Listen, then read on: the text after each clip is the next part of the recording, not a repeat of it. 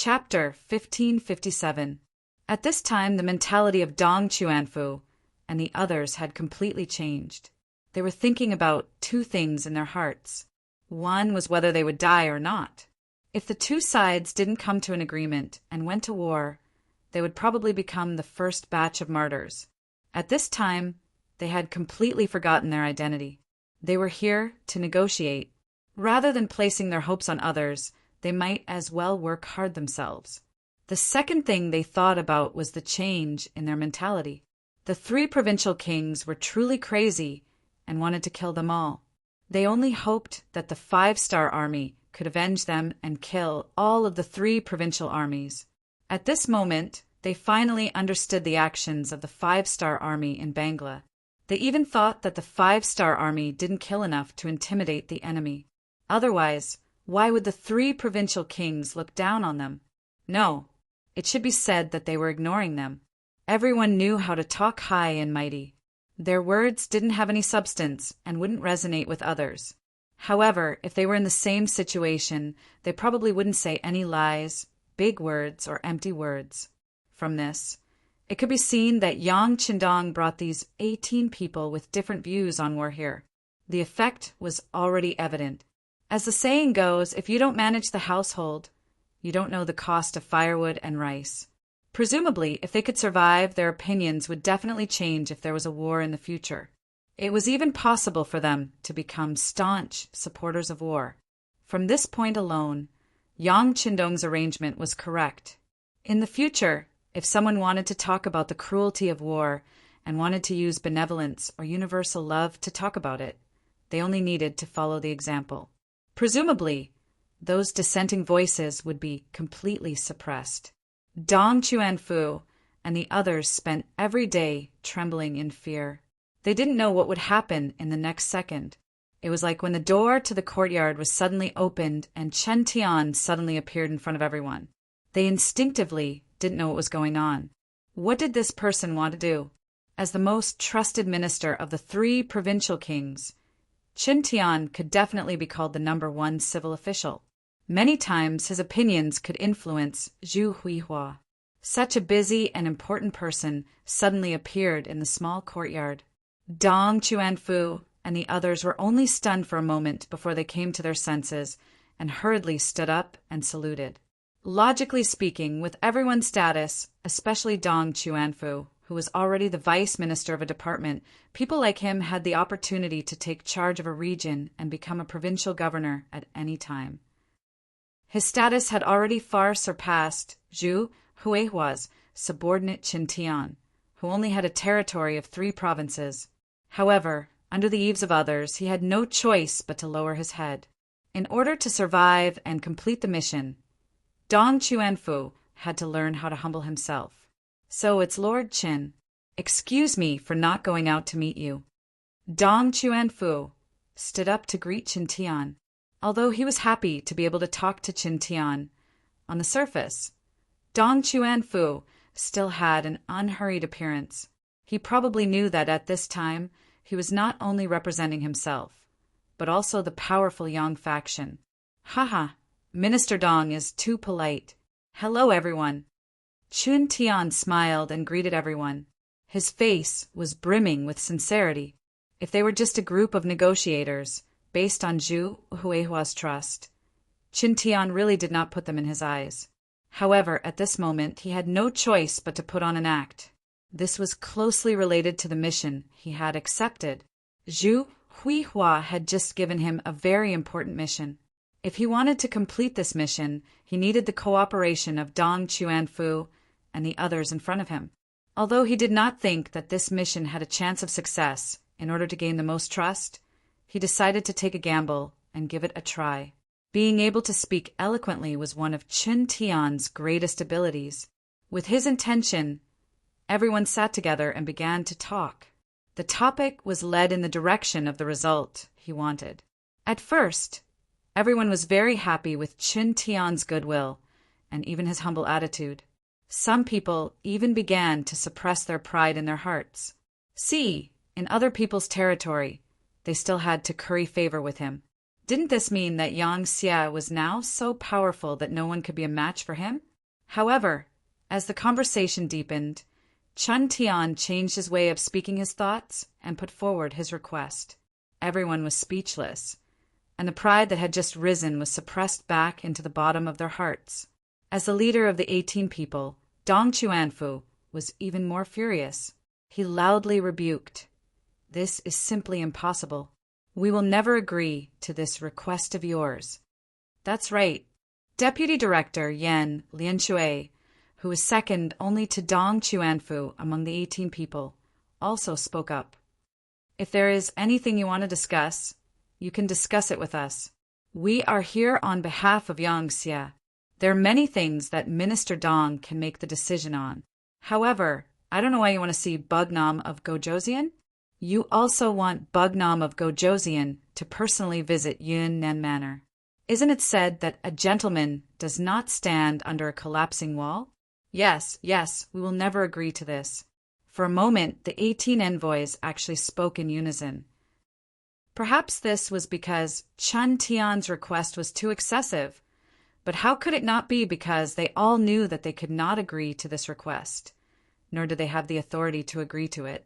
What kind of joke was this? Inviting Yang Qindong to enter Yunnan Manor, and not allowing him to bring more than 500 soldiers? Such excessive conditions were probably something that no one in Yang Xie would agree to, right? How could they agree so easily? And even if they did agree, what would it do? Although Dong Chuanfu and the other 18 people were very afraid of death, they were more worried about the safety of their families and clansmen. If because of them Yang Qindong was in danger and something happened to him, at that time they were afraid that they and their families would be finished together. Not only that, but their reputations might also go down in history. That was the greatest harm to scholars. Seeing that Dong Chuanfu and the other 18 people were filled with anger, Chun Tian was not angry or anxious. All of this was within his expectations. He did not expect to be able to persuade them with his glib tongue. He came here to deliver the message. Whether it would succeed or not, he did not have much hope. Hi, everyone, don't be anxious. Since it is a negotiation, then of course it is a negotiation. To put it bluntly, we will propose conditions to each other, and everyone will discuss it. Like this, as long as Bugnam of Gojoseon is willing to show his sincerity and not bring more than 500 soldiers into Yunnan Manor, then we will recognize his magnanimity. Our 3 provincial kings will not only apologize to Bugnam of Gojoseon for the previous misunderstanding, but also be willing to give up Guangxi, Yunnan, and Gui province. Chun Tian threw out a bomb as soon as he opened his mouth. Hearing this, Dong Chuanfu and the others were stunned. Didn't this mean that as long as Yang Qindong was willing to come personally, the problem of the 3 provinces would be easily solved and this place would become one of Yang Xie's forces? Wasn't this the main purpose of Dong Chuanfu and the others coming here? Taking advantage of this moment of silence, Chun Tian continued to speak. Everyone, our 3 provincial kings have now shown their sincerity. Next, it is up to Bugnam of Gojoseon. I think this matter should be reported and handed over to the higher-ups to make the final decision. I will wait here for your good news. Goodbye. Chun Tian left. However, no one paid attention to him anymore. Everyone was obviously shocked by his words. Just by showing up, Yang Qindong could make the 3 provinces under Yang Xie's control without shedding any blood. This temptation was so great that Dong Chuanfu and the others could not help but swallow their saliva. It took a while for everyone to react, but Chun Tian was already nowhere to be found. Everyone's gaze fell on Dong Chuanfu. He was the head envoy, and such a big matter had to be decided by him. Although no one said anything, Dong Chuanfu could see through their eyes what they were thinking. All right, let's report this matter back and let the king make the decision himself. Of course, let's not have any expectations. Dong Chuanfu was not the only one who thought this way. Chun Tian and his master, Zhu Huihua, were the same. They did not think that doing this would make Yang Qindong come. Because of this, after Chun Tian walked out of the diplomatic mission's courtyard, a rumor began to take root and sprout in the 3 provinces. Have you heard? The 3 provincial kings have decided to bow to Bugnam of Gojosian for the safety of the people in our 3 provinces. They only need Bugnam of Gojosian to personally come to Yunnan Manor and give him some guarantees, and he will be willing to hand over the military power of the 3 provinces. Oh, that's a good thing. Speaking of which, there's nothing wrong with the 3 provincial kings doing this. After all, they previously attacked Yunnan province and offended Bugnam of Gojosian. Now, they're probably looking for an opportunity to explain themselves. Haha, this is a good thing. Doesn't this mean that the people of our 3 provinces do not need to go through the flames of war to become Yangxia people? I heard that the Han people in Yangxia have a very honorable status. Sigh, that's not necessarily true. Now that the 3 provincial kings have shown their attitude, it's still unknown whether Bugnam of Gojosian will agree. Have you forgotten? Previously, someone said that the 5-star army first assassinated their king in Bangra, then used cruel methods to burn and kill many cities and people. This was all because Bangra had previously contributed to Yangxia's Myanmar province. It just so happens that the 3 provincial kings also attacked Yunnan province. Will they use the same methods on the 3 provinces under our feet? These words immediately attracted the attention of others. Someone immediately said, "That's not very likely. Bugnam of Gojosian has deep feelings for the Han people. Bangra is a foreign race. How could they use such methods on us?" Chapter 1558. That might not be the case. Who can guess what the people in power want to do?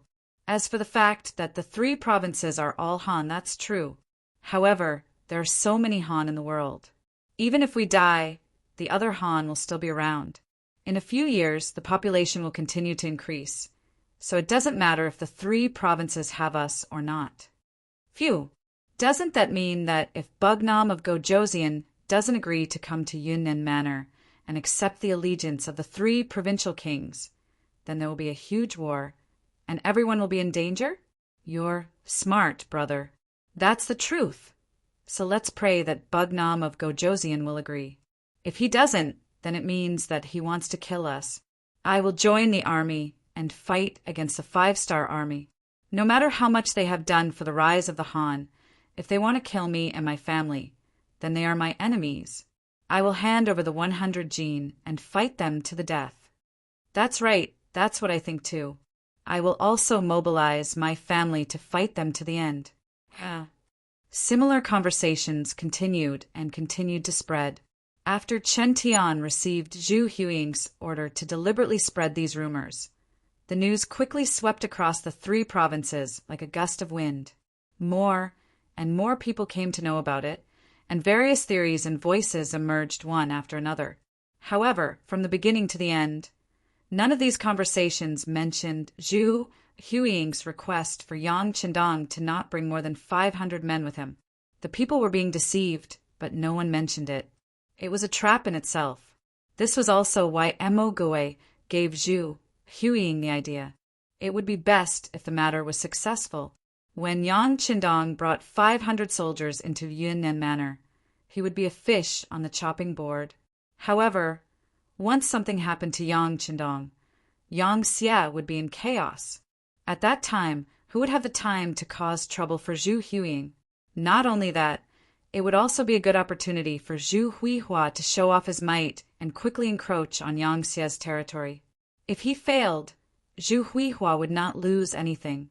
On the contrary, he would have many more soldiers in his hands, and he would have more power to fight against the 5-star army. Success or failure was a good thing for him. This was also why Zhu Huichun listened to Mo Gui's advice after some hesitation. Although by doing so, he would inevitably offend Yang Qindong. But even if he did not do this, how good would the result be? The rumors were still spreading. Dong Chuanfu and the others in the small courtyard were completely unaware of this.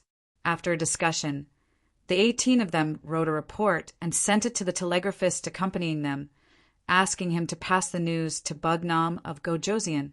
With the power of Yang Xie's intelligence department, the news of what happened in Yunnan Manor had already reached Yang Qindong's ears. Then, the report written by the 18 people was sent to the desk. As the messenger, Beta Persei was naturally very familiar with the contents. So the moment he put down the telegram, he said tentatively, "Young master, this is clearly Zhu Huiying's evil intentions. Don't be fooled by him." Beta Persei's words were well-founded. He had been by Yang Qindong's side for many years and understood his master well. He was a master who was not afraid of anything and loved to take risks. If this happened to other masters, Beta Persei would not be worried at all, because no one would take such a risk. However, it was completely different when it came to Yang Qindong. He really had the courage to do something unimaginable. If it was the Yang Xie of the past, with a weak foundation, small territory, and small population, it would be worth taking a risk. However, Yang Xie had already grown into a towering tree. He was even stronger than the northern Ming Empire and the southern Ming Empire. Hence, such a risk had completely lost its meaning. "Yes, I know." Yang Qindong smiled and looked at Beta Persei, knowing that this person was saying this for his own good. However, how could he not know that Zhu Huiying was taking a risk? If he went, he might stay there forever and even face the risk of being killed. If he did not go, the Han people of the 3 provinces would inevitably fail and become enemies with him. In this way, regardless of the outcome, the Han people would die. In this way, no matter what, it would not be worth it, and he would only be the loser in the end. This was indeed a difficult choice.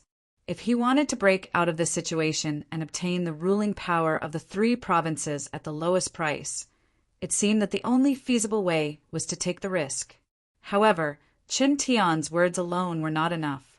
He still needed to continue to expand the matter and use Qin Tian's mouth to make the matter a reality. Yang Qindong stood there for a long time without saying a word. Slowly, a plan began to take shape in his mind in the small courtyard. Less than half a day later, they received a personal call from Yang Qindong. After reading the contents of the report, Dong Chuanfu and the other 18 people, in addition to sighing in admiration of their king's boldness, also learned about what had happened outside and the rumors that Qin Tian had spread. "Qin Tian is a despicable person," Yin Lianshui said angrily. "That's right, he is a despicable person. However, in the face of a gentleman like our king, he can only give in. Men, tell the soldiers guarding us that we want to see Qin Tian. We have something important to tell him." At this moment, Dong Chuanfu was full of energy. After receiving Yang Qindong's personal telegram, he had more confidence when he spoke. After the soldiers guarding the courtyard heard Dong Chuanfu's request, they did not dare to delay and immediately reported it to Qin Tian. Qin Tian was also very curious about the 5-star army's decision so quickly. He led a group of soldiers back to the small courtyard and saw Dong Chuanfu and the others who had been waiting there for a long time. "Duke Qin, our king has already replied. He welcomes and is gratified that the 3 provincial kings are willing to submit to our Yang Xie. As for the 3 provincial kings' request to meet my great king in the city, I have also agreed." Dong Chuanfu's voice was not soft. He looked completely different from when they met in the morning. He looked much more energetic. He actually agreed? Qin Tian, who was originally a little absent-minded, was stunned. He originally thought that Bugnam of Gojoseon would definitely point out that this was a conspiracy and reprimand them. As such, they only needed to prepare for the upcoming battle. Then, they would make good use of the newly won people's hearts. There was still a possibility of a battle. However, when Dong Chuanfu said that Yang Qindong had agreed, Qin Tian felt that his brain was not enough to process it. Could he really agree to this? Could it be that he did not know that this was a conspiracy? Could it be that he did not know that once Bugnam of Gojoseon came to Yunnan Manor, it would be equivalent to an eagle being locked in a cage and would not have the chance to spread its wings and soar? Could it be that he did not know that this was a dangerous journey? At this moment, countless thoughts appeared in Qin Tian's mind. He was increasingly unable to understand Yang Qindong's actions. It was not until Dong Chuanfu intentionally coughed that Chen Tian was pulled back to reality from his fantasy. "Oh, but I wonder if there are any other conditions?" Out of instinct, he asked. "Yes, our king does have conditions." Dong Chuanfu nodded. As expected. Chen Tian's heart skipped a beat. He did not believe that Yang Qindong would jump in despite knowing the truth of the matter. He had even thought about what the other party's request would be. It must be to bring more soldiers. For example, the 500 followers would be replaced by 50,000, with the powerful combat strength of the 5-star army. If these 50,000 were all elite troops, it would be very difficult to touch him in Yunnan Manor. Chen Tian already had a judgment in his heart. He was even prepared to reject the other party's request for 50,000 people because it would threaten the safety of the 3 provincial kings. He opened his mouth and said, "But I don't know what the conditions are. Why don't you tell me?" Chen Tian just wanted to see how Dong Chuanfu and the others would perform. He didn't agree to it, but he wanted to see how Dong Chuanfu and the others would perform. Looking at Chen Tian, Dong Chuanfu did not think too much. Instead, his voice was loud as he said righteously, "Previously, there were some rumors in the city that were unfavorable to our king. I think it must have come from your mouths, so our king cannot believe you. It's coming." Chen Tian thought in his heart. However, he did not stop him. Instead, he wanted to watch Dong Chuanfu continue his performance. He only needed to wait for the other party to finish speaking before he would completely deny it.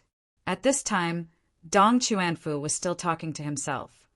Who knows if the 3 provincial kings will do anything else?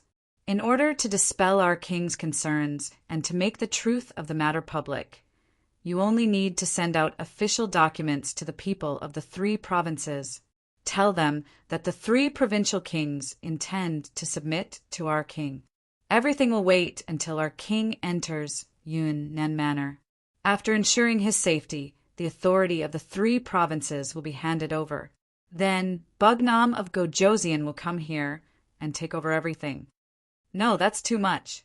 Chen Tian didn't even pay attention to what Dong Chuanfu was saying and directly denied it. Then, with an angry look, he snorted coldly and said, "This is simply because Wu Nan King doesn't trust my king. If that's the case, is there still a need to negotiate?"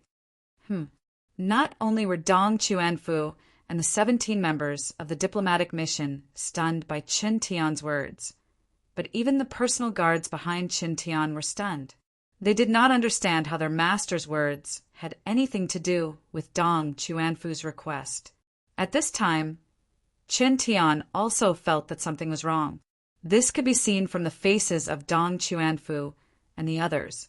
Out of the corner of his eyes, he glanced at the bodyguards beside him. When he saw that they were also looking at him in surprise, he knew that this was bad. Obviously, Dong Chuanfu wasn't talking about how many soldiers he would bring into southern Cloud Manor. He forced a smile and said, "I'm sorry, Minister Dong. I've been busy recently, so I was distracted by other things. I will have to trouble you to say it again." Chapter 1559. Although Dong Chuanfu was puzzled by Chen Tian's behavior, he did not think too much about it and repeated what he had just said. This time, Chen Tian could be said to have heard it very clearly. Because of this, he was very surprised. With just this request, Yang Qindong would bring 500 followers into Yunnan Manor?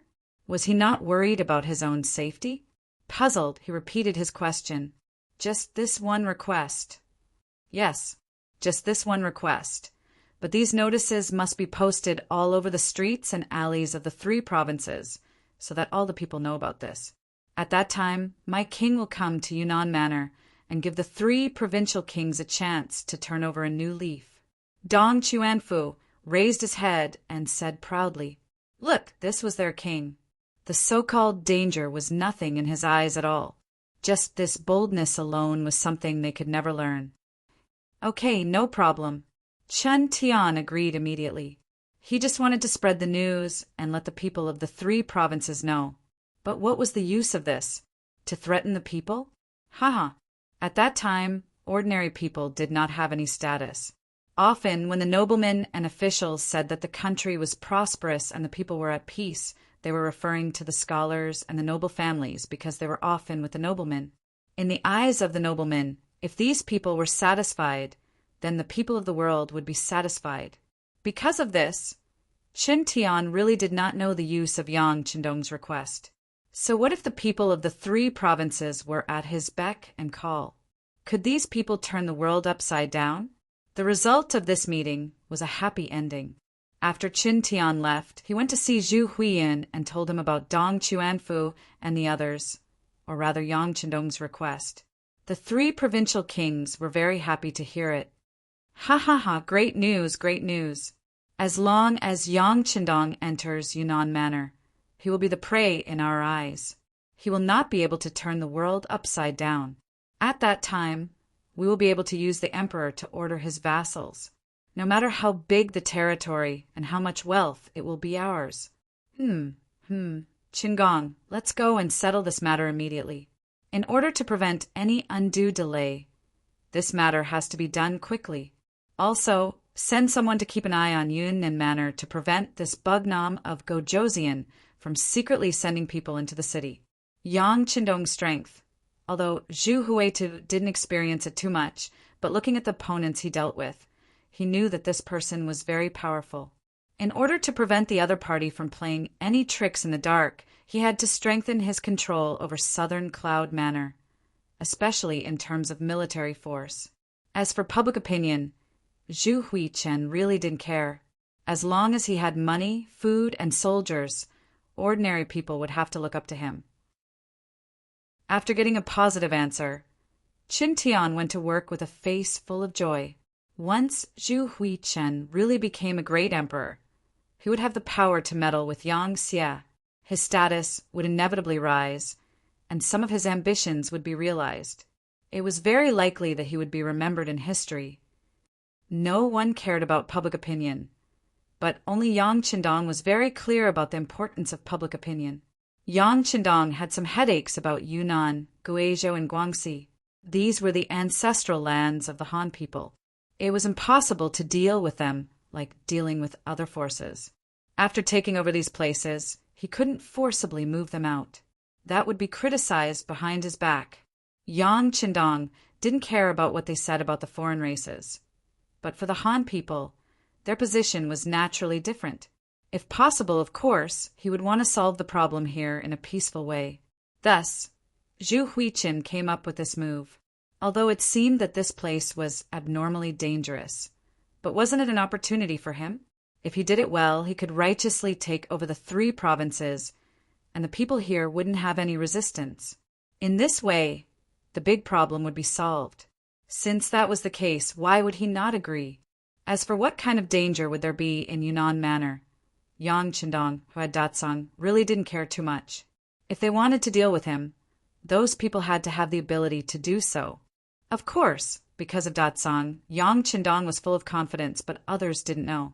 After learning the details of Yang Qindong's telegram to Dong Chuanfu, Yang Xie was in an uproar. First, it was the 2 commanders of the 2nd and 4th Divisions of the Lung Feng Army, followed by the 1st Cavalry Army's commander Tian Hu, and the new army's commander Suhi. Then a group of officials in the first city and the people in charge of the provinces and regions also sent telegrams to inquire about this matter.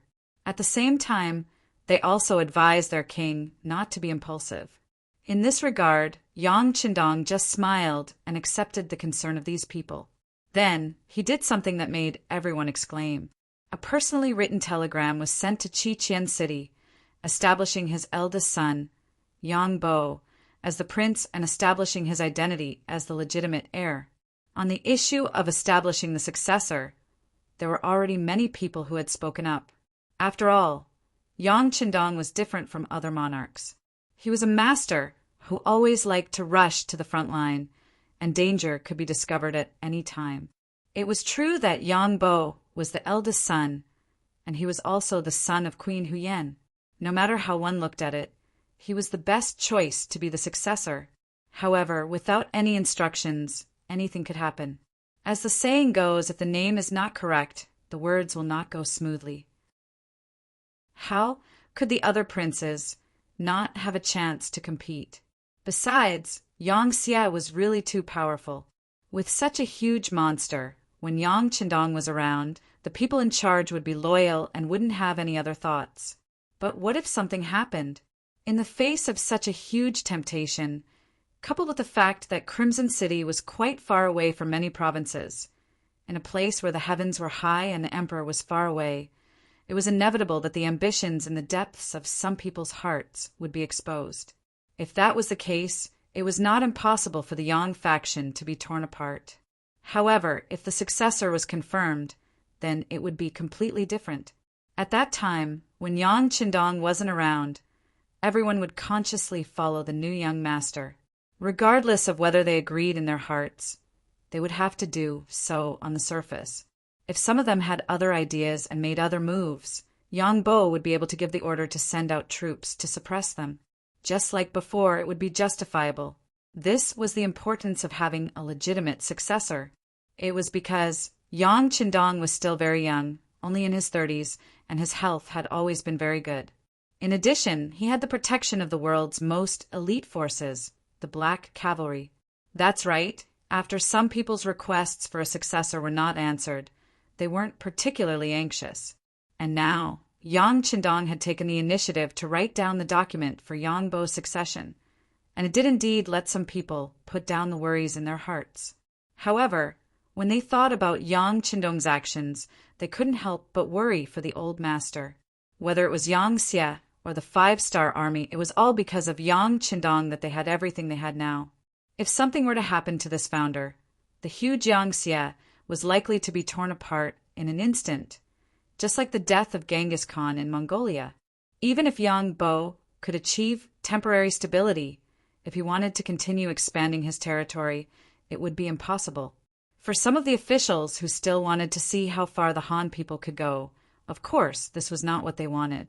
Thus, even though the succession document was sent out everywhere, there were still many officials who sent telegrams to Yang Qindong, asking him not to take the risk and enter Yunnan Manor. Among them, City Lord Yu Qian was the leader.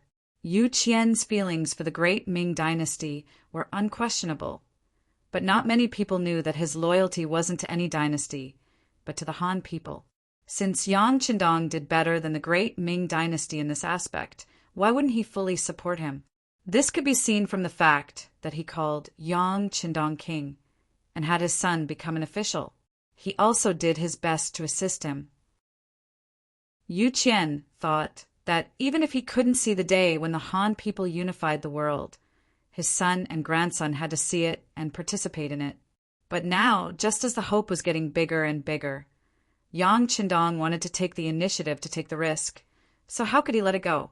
If Yang Qindong hadn't sent a telegram to Yang Wu and Deputy City, Lord Luan Shaoqin, in Crimson City to keep an eye on Yu Qian, he probably would have already boarded a ship and rushed over. Even so, Yu Qian still sent 3 telegrams a day to express his determination and also warned Yang Qindong not to take the risk. The public opinion could be fought for in the future, but he couldn't take the risk and regret it for the rest of his life. Imperial Palace of Crimson City. Yang Bo, who was already 10 years old, had already grown into a handsome young man. Ever since his father left Crimson City 6 years ago, he had not returned. In other words, Yang Bo, who was already 10 years old, had not seen his father for more than 6 years. However, this did not affect the glorious image of Yang Qindong in his heart. Putting aside everything else, in the past 6 years, Yang Qindong had restored the far eastern province and taken down Eastern Europe and Central Asia.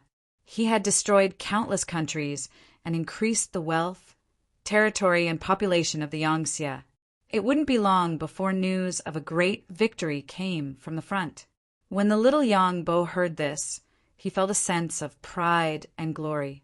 From how he saw it, this was why his father was so amazing, and he felt proud to have such a father. With his father as his role model, Yang Bo did not live a pampered life because of his status as the crown prince. On the contrary, he worked even harder than the children of other families. He studied and learned how to wield his saber, and he had done some research on firearms. As the Empress Mother, Hu Yan naturally gave her full support. Whatever Yang Bo wanted to learn, the top talents in the entire Crimson City could be his teachers, allowing him to ask any questions he wanted. With great support, Yang Bo was more opinionated than his peers, and he was also more mature. He had always thought that he had to work hard so that when his father returned to Crimson City, he would be praised by his father. He wanted to enjoy the fatherly love and praise that only children could enjoy. Chapter 1560. But now, a document had spread to every province in Yangxia. He had become a prince and the first in line to inherit the throne. After knowing what this meant from his teacher, Yang Qindong was not only unhappy, but he personally wrote a telegram and sent it to Yang Qindong. The meaning was not complicated. As a son, he missed his father. He wanted to see his father and enjoy the joy that Yang Qindong brought him when he touched his little head. As a son, he didn't want his father to take risks because his father was his everything. As the son of a king, and a possible king in the future, he understood his father's approach. He wished his father a triumphant return and would wait for his safe return. But if things did not work out, he would take the initiative to start everything and fulfill Yang Qindong's wish to let the Han people stand at the top of the world. This telegram was respectfully sent to Yang Qindong by Beta Persei. After reading the contents of the telegram, Yang Qindong had mixed feelings. He sighed in his heart. His son had finally grown up. She couldn't help but murmur in her heart, don't worry. Your father won't be in trouble so easily. I will lead you to a higher peak. I will watch you get married and have children. I will watch the day you rule this world. Order. Prepare to set off for Yunnan Manor. At this moment, Yang Qindong's face was full of high spirits. He wanted to set an example for his son. He wanted to make everything impossible possible. According to the news, the kings of the 3 provinces had already posted notices, stating that as long as King Wu Nan, Yang Qindong, was willing to condescend to the southern cloud manor, the king of the 3 provinces, Zhu Huixian, would be moved by his sincerity. The 3 provinces might surrender without a fight and become part of Yang Qindong's territory. When the notice was posted, the local people were overjoyed. They had long heard about the treatment of the Han people in Yangxia's territory. Not only did everyone have a grain field, but they were also given houses to live in. Those with skills could also work in factories to earn money. It was said that many people who went there first not only did not have enough food at home, but also had meat on the table during the New Year. All of this was undoubtedly a fairy-like life for the ordinary people. If it was not because they were too far away or because the village officials and officials at all levels were too strict, they would have fled and sought refuge. Now, they could become a member of Yangxia without moving and enjoy all kinds of good policies. All of the people were naturally overjoyed and looked forward to Bugnam of Gojoseon's appearance in Yunnan Manor. Of course, most of the people did not think that Yang Qindong would be a threat once he entered the territory of the 3 provinces. From their point of view, Bugnam of Gojoseon, who could destroy the Mongolians and the surrounding foreign tribes, moved into Yunnan Manor. It was the same as returning to his own home. How could there be any danger? On the contrary, if Bugnam of Gojoseon did not come, it would mean that he did not want them and their lives would be in danger. In order to survive, they had to work hard to become the 3 provinces' army and fight against the 5-star army on the battlefield. It had to be said that Zhu Huiyu had the upper hand in public opinion this time. He was now using public opinion to threaten Yang Qindong and force him to take the risk to come to Yunnan Manor. Yang Qindong, who knew everything, could not think of a way to solve the problem, so he decided to take the risk this time. Naturally, this risk was very dangerous in the eyes of others, but in Yang Qindong's eyes it was not a big deal. If he was forced into a corner, he could use the big warehouse. But before he was at the end of his rope, it was better not to expose his bottom line. He would not forget that from all kinds of clues, there was a pair of eyes staring at him in the dark. And before he found the traitor, it was best not to use his trump card. This was equivalent to an additional insurance. If he did not want to use the big warehouse, the 500 people who came this time must be carefully selected. Of course, young heir volunteered himself and insisted on following him.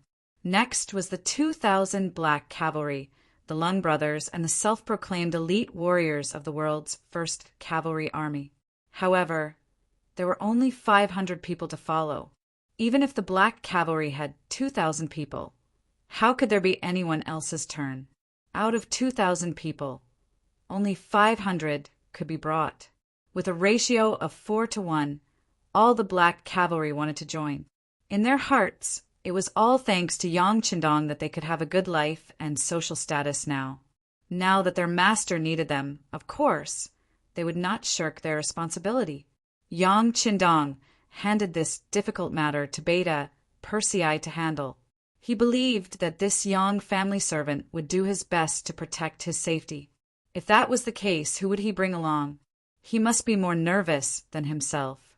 Beta Persei also lived up to Yang Qindong's expectations. After getting the power to choose the soldiers, he called for 2,000 Black Cavalry and held an internal martial arts competition in a small area. The first 500 people could follow. As for the others, if they did not seize the opportunity, then sorry, they could only stay here quietly.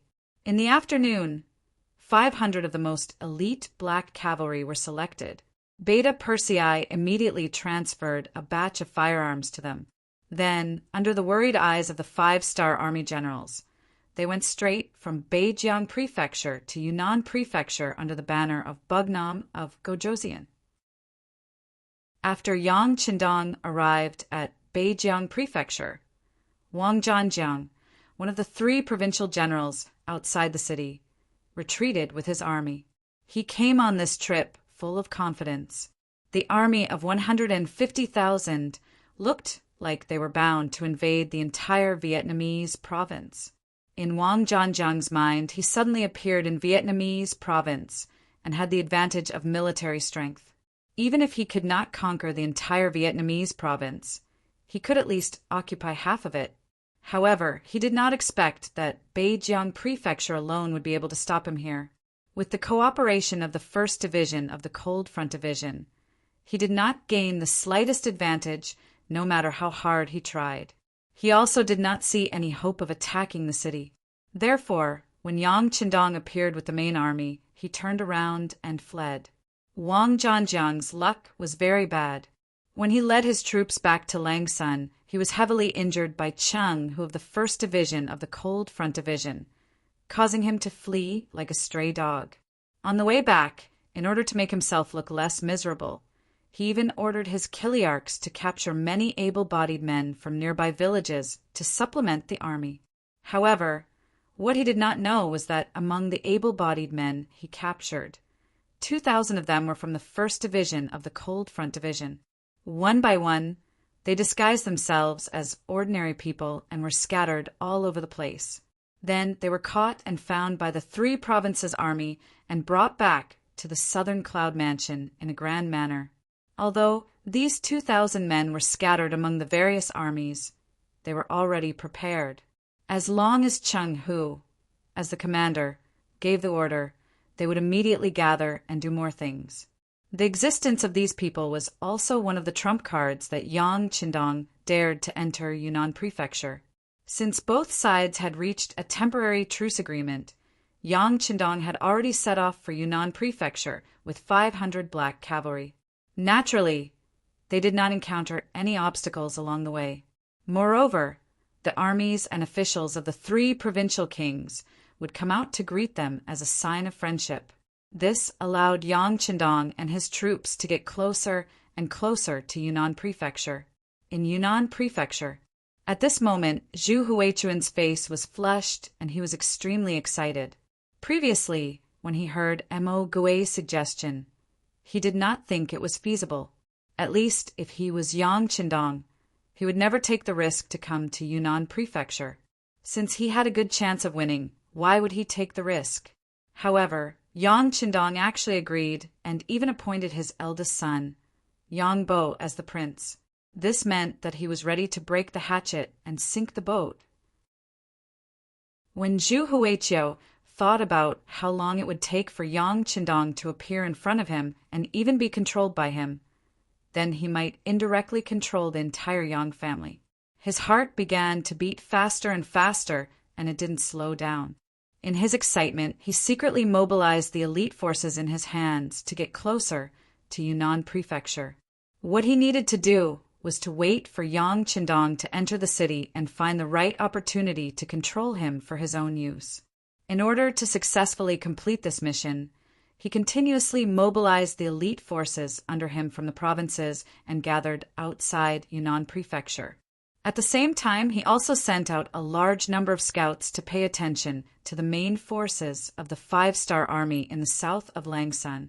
Once he found out that they were acting strangely, he would use Yang Qindong as an excuse to immediately send troops to attack and take the initiative first. However, from the information he received so far, the main forces of the 5-star army were very obedient. They seemed to believe that Yang Qindong could succeed in the peace talks and did not have the slightest intention of moving to the 3 provinces. This made Zhu Huiqiu feel relieved, but at the same time he cursed the stupidity of the 5-star army in his heart. 10 days later, when he learned that Yang Qindong and his 500 men were less than 3 days away from Yunnan Prefecture, Zhu Huiqiu called a group of his confidants to a secret room to discuss and perfect the military plan. Other than his number 1 think tank, Qin Tian, there were 4 of his generals present. They were General Meng Neng, General Wu Yingtu, General Zhang Jiang, and General Kai Wenju. Over the years, Zhu Huiqiu had been constantly developing and expanding his strength and had gathered a group of capable people. For example, these 4 generals were one of them.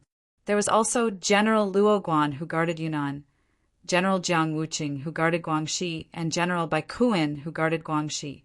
In the secret room, the 6 of them met, and Zhu Huiqiu took the lead to announce the final plan, which was how to capture Yang Qindong alive and not kill him. Of course, if Yang Qindong died, Yang Xie would fall into chaos. However, for the sake of benefits, Zhu Huiqiu did not want to see a chaotic Yang Xie. What he wanted was to use them for his own purposes. Even if he could not take over all of Yang Xie's territory, if he could take over a third of it, it would be a land that was much larger than the great Ming dynasty. Chapter 1561. Unless absolutely necessary, don't kill him. In the secret chamber, Zhu Huihua made the final decision. The other 5 people nodded one after another. After each of them described the situation on their side, Qin Tian finally said, "Your Majesty, there are 2 more things to report to you." "Speak." Seeing that Qin Tian was so formal, Zhu Huihua's attitude was also extremely serious. "Your Majesty, our people have noticed that the Shiping King's Mu family has been very active recently. I'm afraid that they will become one of the uncertain factors." Qin Tian reported the discovery of the Mu family as a big matter. The other party had been operating in Yunnan for many years. Their influence were spread far and wide. It was not something that could be wiped out in a few years. If they jumped out to cause trouble at the crucial time, it would cause problems. Zhu Huihua frowned first, then quickly relaxed and said, "It's fine. They will not cooperate with Yang Qindong. They would rather this person die here. We just need to keep an eye on them." This was not wrong at all. Yang Qindong was Zhu Huihua's enemy. So how could he not be the enemy of the Southern Ming Empire? The Mu family had been indebted to the great Ming Empire for generations. If there was a chance to eliminate Yang Qindong, the biggest threat to the great Ming Empire, they would not let it go easily. Therefore, most of the people from the Mu family came to kill Yang Qindong, and it was impossible for them to save people. Since Zhu Huihua said that he knew about this matter, Qin Tian did not say anything more. Both sides made the final arrangements regarding Yang Qindong's arrival. If they could not capture Yang Qindong alive, then they could only kill him. No matter what, this time, they would not allow Yang Qindong to leave Yunnan Manor alive. The news that Yang Qindong was coming to Yunnan Manor to negotiate with Zhu Huihua and peacefully take over Yun, Guang, and Gui provinces had long been spread among the people. In order to witness this great moment, all the Han people in Yunnan Manor were looking forward to it. Even the people in the surrounding towns were waiting for good news. To them, there was no better news than being able to survive a calamity without going through a war. After all, the people who would suffer the most in the chaos of war would be the people. 3 days later, outside the southern city gate of Yunnan Manor, Chen Tianzheng led a group of people to welcome the arrival of Yang Qindong's team. Zhu Huiqin did not appear. Instead, he used the excuse that he was not feeling well to hide. This was what he had to be careful about. Mo Gui also reminded him that Yang Qindong was a very powerful person. He didn't act according to common sense. Don't get kidnapped as soon as you see him. If that happened, you would suffer a double loss. Regarding this, Zhu Huilu deeply agreed. In order to prevent Yang Qindong from having the opportunity to deal with or capture him alive before the situation was under control, he would not meet with Yang Qindong. This time he only sent Qin Tian as his representative. Yang Qindong's team came from afar. They were all dressed in black armor and black horses. Every one of the black cavalry had a saber at their waist and a firearm on their back. When the 500 people lined up neatly, they gave off the feeling of a magnificent army. He had long heard of the legends of the black cavalry's ability to fight, but he had never seen it before. He thought that the world had exaggerated their abilities. But when they faced each other, Chen Tian felt a strong, murderous aura rushing towards him. At this moment, his expression changed greatly. He couldn't help but think to himself, "It's only 500 black cavalry, but they already give off the feeling of a magnificent army. It's invincible. If there were 2,000 black cavalry, even if he sent out 20 or 30,000 people, he wouldn't be able to cause any damage to the enemy in a short time. Thank goodness! Thank goodness! We only agreed on 500 people. It seems like Yang Qindong is also abiding by the rules." Qin Tian said in his heart, "Thank goodness! Thank goodness!" With a smile on his face, he quickly led his men to welcome them. Yang Qindong was no stranger to Qin Tian. They had interacted many times before. Thus, he recognized him from afar. But when he didn't see Zhu Huilio's figure, Yang Qindong deliberately pretended to be unhappy and asked, "What's wrong? The 3 provincial kings didn't come?" Although all of this was within his expectations, Zhu Huilu wouldn't easily show himself and wouldn't give him a chance to capture the king first. However, he still had to show his anger. Seeing Yang Qindong's sullen face, Qin Tian didn't know why, but his heart couldn't help but beat faster. He hurriedly bowed and said, "I'm really sorry. My king has been having a stomachache since last night.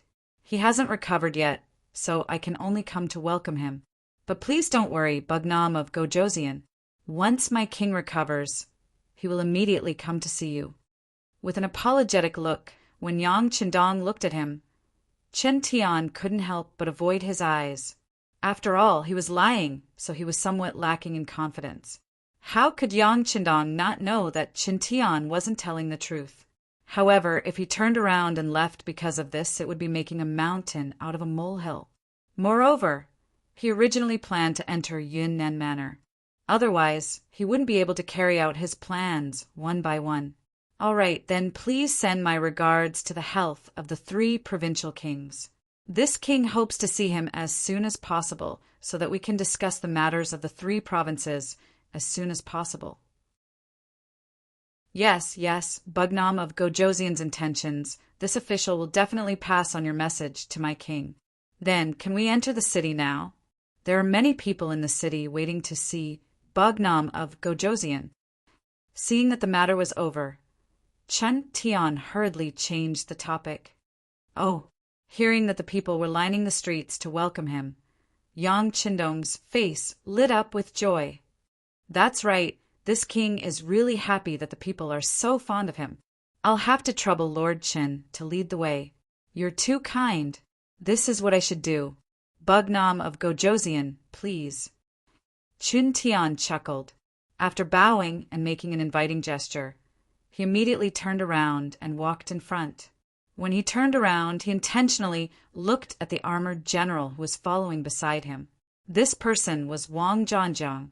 On the surface, he was in charge of the safety of Yang Qindong's group. However, in reality, he was observing if there was a suitable opportunity to make a move. When Chen Tian was welcoming Yang Qindong, he was observing from the side. However, the result disappointed him. From the performance of the 500 black cavalry, Yang Qindong was tightly protected in the middle. If he had to make a move forcefully, not only would he not be able to gain any advantage, he might even let the other party escape in the chaos. This would greatly disappoint the king's expectations. Without even a 20% chance of success, Wang Zhanjiang naturally wouldn't make a move so easily. He decided to wait for Yang Qindong to enter the city before making a move. No matter what, it was easier to enter the city than to leave. At that time, the initiative would be in his hands. He inconspicuously shook his head, telling Chen Tian that the opportunity wasn't ripe yet. Chen Tian nodded his head discreetly, indicating that he understood. Then, he strode into the southern cloud manor. The two sides of the streets in the city were already filled with Han commoners who came to watch the show. In the past, they had only heard of how powerful Bugnam of Gojosian was. There were even rumors that he had 3 heads and 6 arms. However, no one had actually seen what he looked like. Now that there was a chance to see his true appearance, who would be willing to let go of such an opportunity? Regarding the commoners in the city who were surrounding the two sides of the street, Zhu Huiyan and his subordinates discussed and didn't disperse them. After all, the commoners were the most insignificant existence to them. They didn't care about the so-called true public opinion. If they wanted to watch, then they could come and watch. This way, Yang Qindong would lower his guard. After all, with so many commoners watching, the other party would definitely think that they were sincere in negotiating. This would be beneficial to them. However, Zhu Huiyan didn't even think about it. He didn't even dare to go out of the city to welcome them. This already proved that he lacked confidence. How could Yang Qindong easily believe him? However, he was happy to see the commoners of the 3 provinces because he had already prepared gifts for these commoners. Yang Qindong entered the city. In front of him was Chen Tian and his men. They were responsible for opening the way and ensuring the safety along the way. Every 2 steps, there was a soldier from the 3 provinces guarding the place. They looked as if they were facing a great enemy. However, they weren't targeting the 5-star army, but the people from Shiping King's Mu family. They were afraid that their appearance would disrupt their king's plan. Yang Qindong entering the city was equivalent to entering Zhu Huiyun's pot. How he wanted to see it all depended on his mood. However, if Yang Qindong died here at this time, it wouldn't meet the conditions for him to maximize his benefits. Therefore, they could only guard against the Mu family's army. It was reasonable for the soldiers on the street to be so nervous. Although Chen Tian was walking in front, his attention was always on the people behind him. When he saw Yang Qindong entering the city under the protection of 500 black cavalry, he breathed a long sigh of relief. He was worried that the other party would leave without even entering the city gate. In that case, all the plans would be child's play. But now, the other party had entered the city, and everything that followed was no longer up to the other party. The black cavalry entered the city. Yang Qindong, who was riding on the only white horse, the White Dragon, was greeted by the curious gazes of the commoners. At that moment, he also put a smile on his face, showing a refreshing appearance. But his lips moved slightly. Beta Persei, you can move now. Come on, it's time to distribute the flyers. In the future, everyone will be a family. After joining the Yangxia, all Han people must first apply for an identity certificate. Then, with the identity certificate, each person can receive 20 mu of fertile land. Not only that, with the proof of Han nationality, whether it's farming, business, or other things, you can be exempted from 30% of the tax. If you are willing to go to other provinces under the Yangtze, you can get more fertile land, ranging from 50 mu to 100 mu. Chapter 1562. Come, everyone take a look. With your identity as a Han citizen, you can buy rice, grain, and oil at a 20% discount in Yangtze's territory in the future. Shouts and cries rang out one after another. The black cavalry, who were already prepared, took out the printed flyers and handed them to the commoners on the streets. In an instant, many of the commoners had such leaflets in their hands. Although some of them were illiterate, they could understand the language. When they heard the descriptions from the Black Knight Dragon Guards, their eyes were already dazzled. They looked at the leaflet in their hands and carefully put away.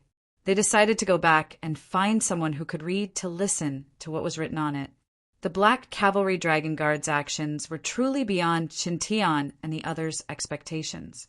Wang Zhanjiang's eyes widened as he leaned closer to Qin Tian and whispered, "Lord Qin, do you need us to go and stop these people?" How could Qin Tian not know that Yang Qindong was trying to win the hearts of the people? However, a little impatience would spoil a great plan. There were so many people on the streets. If they were to make a move, the consequences would be unpredictable. If Yang Qindong were to escape in the chaos, then the loss would outweigh the gain. Qin Tian, who did not dare to take the risk, could only grit his teeth and say, "Let them distribute. As long as something happens to Bugnam of Gojoseon, these flyers will naturally be useless. It's fine." Just like that, without anyone stopping them, the 500 black cavalry's bulging chests quickly deflated. The 100,000 flyers were all distributed. Yang Qindong smiled with satisfaction. He believed that after these policies were made known to the people, there would be a huge change in the hearts of the people in the 3 provinces. This would be very helpful in promoting the subsequent takeover of this place. It could be said that the first thing he did after entering the city was successfully completed. Finally, after passing through the long street, under the guidance of Qin Tian and the others, they finally arrived at a relatively independent courtyard with 4 entrances. Apart from a courtyard, there were no other buildings in the area. It was very quiet. Along the way, no one came out to cause trouble. The Mu family members, who originally wanted to jump out, also restrained their impulse to make a move. Perhaps they also knew that under the protection of a large number of soldiers from the 3 provinces, Yang Qindong also had the extremely elite 500 black cavalry by his side to protect him. In addition, there were so many people on this street. Forcefully making a move would not gain the slightest advantage. Bugnam of Gojoseon, this is the resting place that my king has prepared for you. Since there are too many of you, the 3-sectioned courtyard nearby will also be given to you. Are you satisfied with that? Qin Tian asked with a smile. From his expression, there was not a trace of hostility. Not bad, I'm satisfied. Yang Qindong smiled and nodded.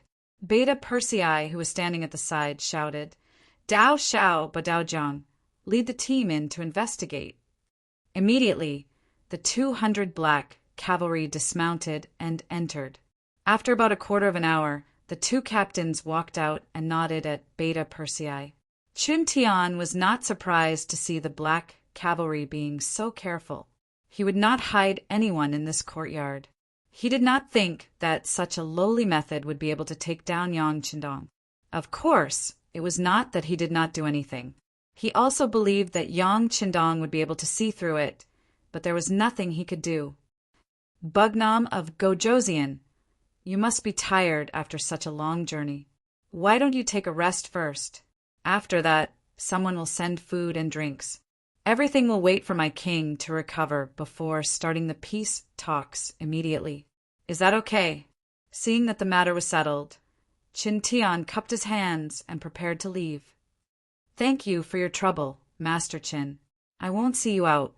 Yang Qindong still had a smile on his face. I wouldn't dare. Goodbye. After Qin Tian said this, he turned to General Wang Zhanjiang and said, leave 1,000 soldiers outside the courtyard. They must ensure the safety of Bugnam of Gojosian. Without orders, no one is allowed to approach this place. Otherwise, they will be killed without mercy. Please rest assured, Master Qin. Wang Zhanjiang replied happily. When Yang Qindong heard this, the smile on his face grew wider. This was clearly an act for him. On the surface, it was to protect them, but in reality, it was just to monitor them.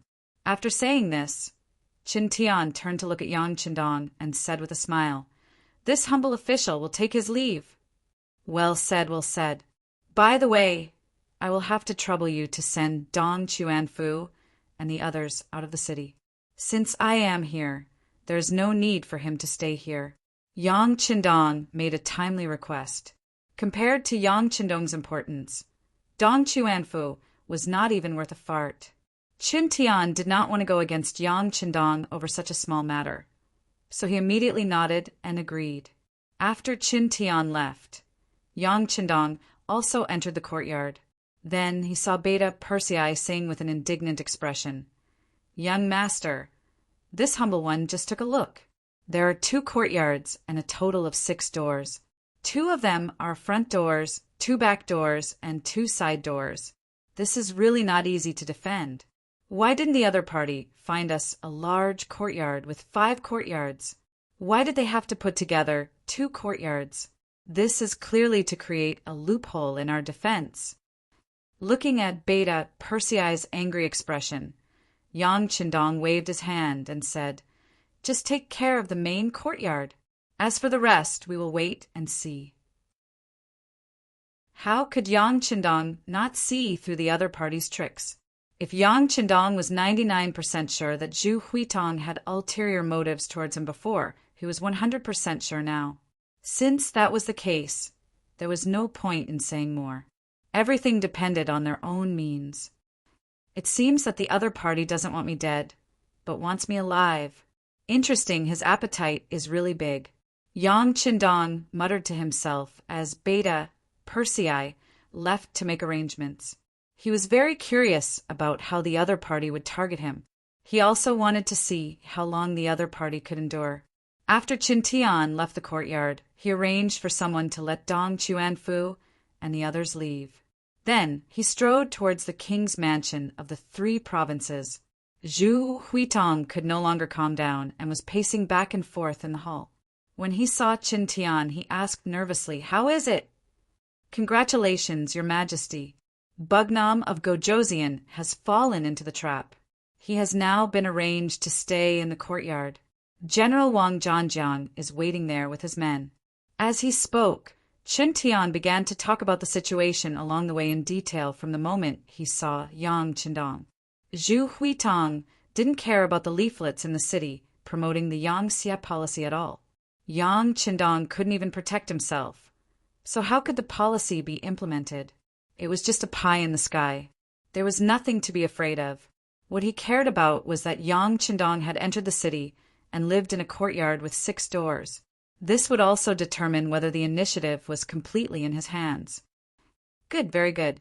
After hearing that Yang Qindong had entered the courtyard, Zhu Huitong was so excited that his face flushed red. Then he paced back and forth in the hall and said, "Qin Gongong, if we take action tonight, what are the chances of success?" If we capture a dead Yang Qindong, there wouldn't be any problem. After all, there are only 500 of them. However, if we want to capture him alive, it will be difficult. Qin Tian didn't answer immediately. Instead, he thought for a while before saying this. "No, this is such a good opportunity. Of course, we have to capture Yang Qindong alive." Zhu Huitong shook his head. With such a good opportunity, if they only let Yang Qindong die, they wouldn't be able to maximize the benefits.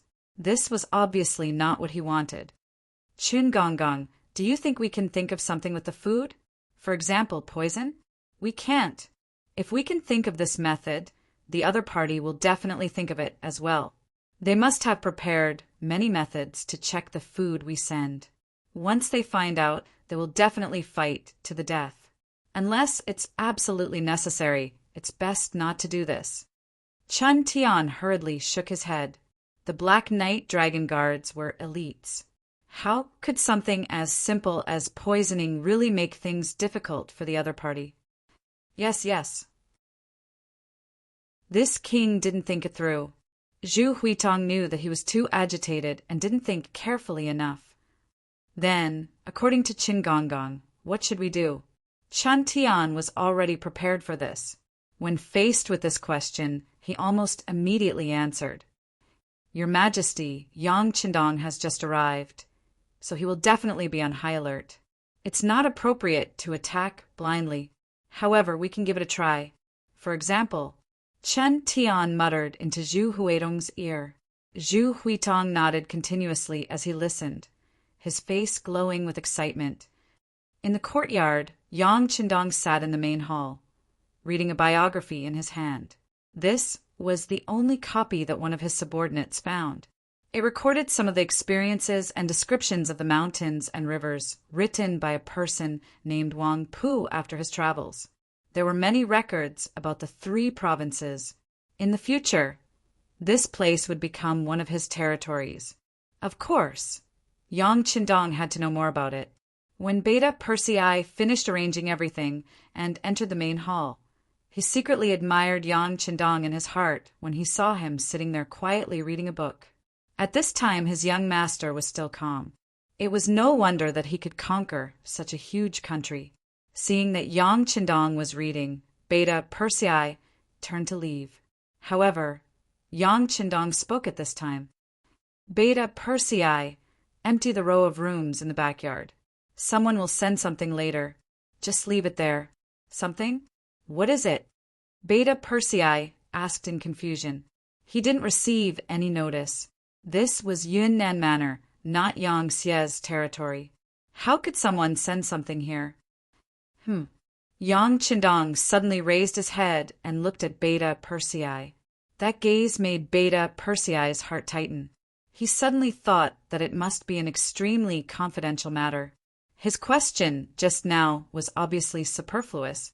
He immediately said, Yes, young master. I'll arrange for someone to empty that place. Chapter 1563. After he finished speaking, Beta Persei turned around and left after seeing that Yang Qindong had no intention of saying anything else. Leaving Yang Qindong alone in the main hall, he let out a sigh of relief. Of course, he would not let anyone else know about the secret of Datsang, not even Beta Persei. Yang Qindong was very clear about the principle that if the emperor did not keep the secret, he would lose his minister, and if the minister did not keep the secret, he would lose his chastity. Ever since the king of Bangla was assassinated, he always had a feeling that an invisible net was covering his head, and he always felt that someone was watching him in the dark. Although he had wanted to trace the origin of this feeling, unfortunately there was nothing, because this was just a feeling he had. However, Yang Qindong believed this feeling without any evidence, and before he found the traitor, he would not easily trust anyone. Of course, he believed in people like Beta Persei who followed him all the time, but he could not guarantee that the people around Beta Persei were reliable. In order to reduce the complications, it was better not to tell anyone. As for the row of houses in the backyard, Yang Qindong naturally wanted to put weapons there. This time, although the 500 black cavalry also brought firearms with them, they were very limited.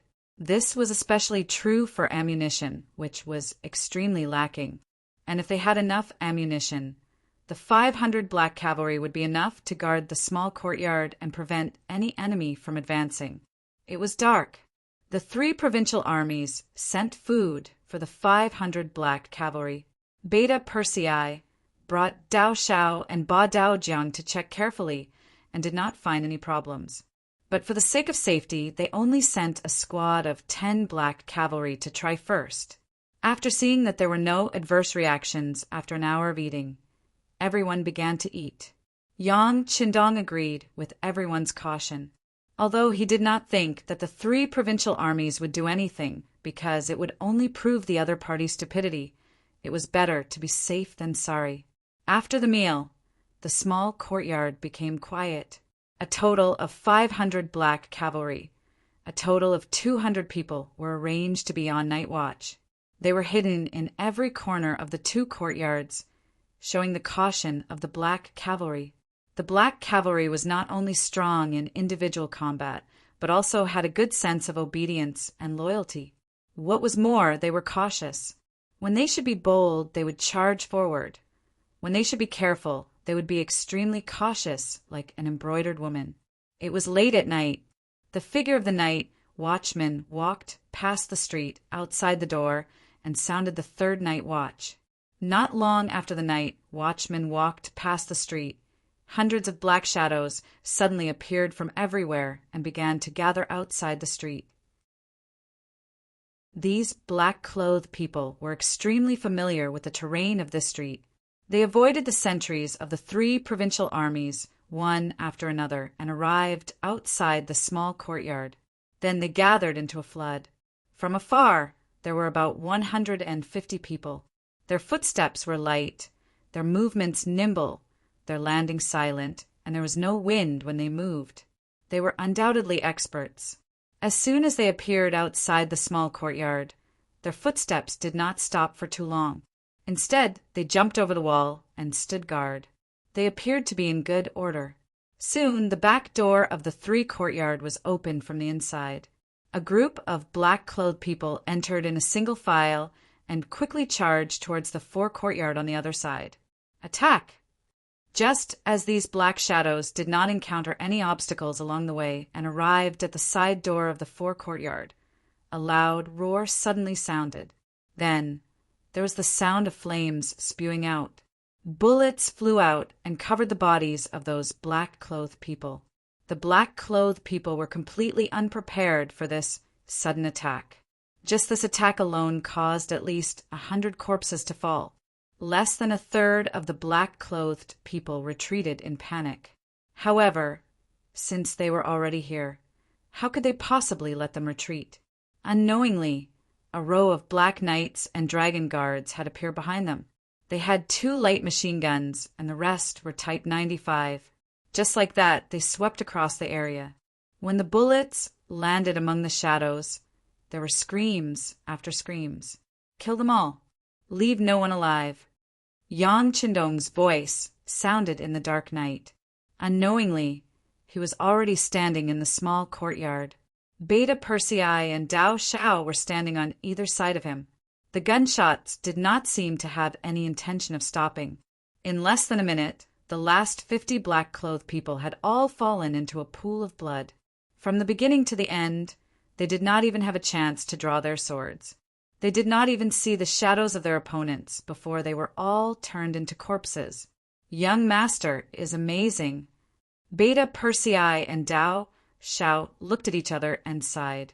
Just an hour ago, Yang Qindong suddenly called them, including Ba Daojiang, and asked them to be prepared to face the enemy at any time. Sure enough, the enemy appeared. They were caught off guard and did not cause any losses to themselves. This was how Beta Persei and the others admired Yang Qindong. Yang Qindong was a human, not a god. Of course, he did not know if the enemy would appear or when they would appear. He only had an instinctive feeling that Zhu Huituan would not be idle on the first night. If things went wrong, he would launch a probing attack.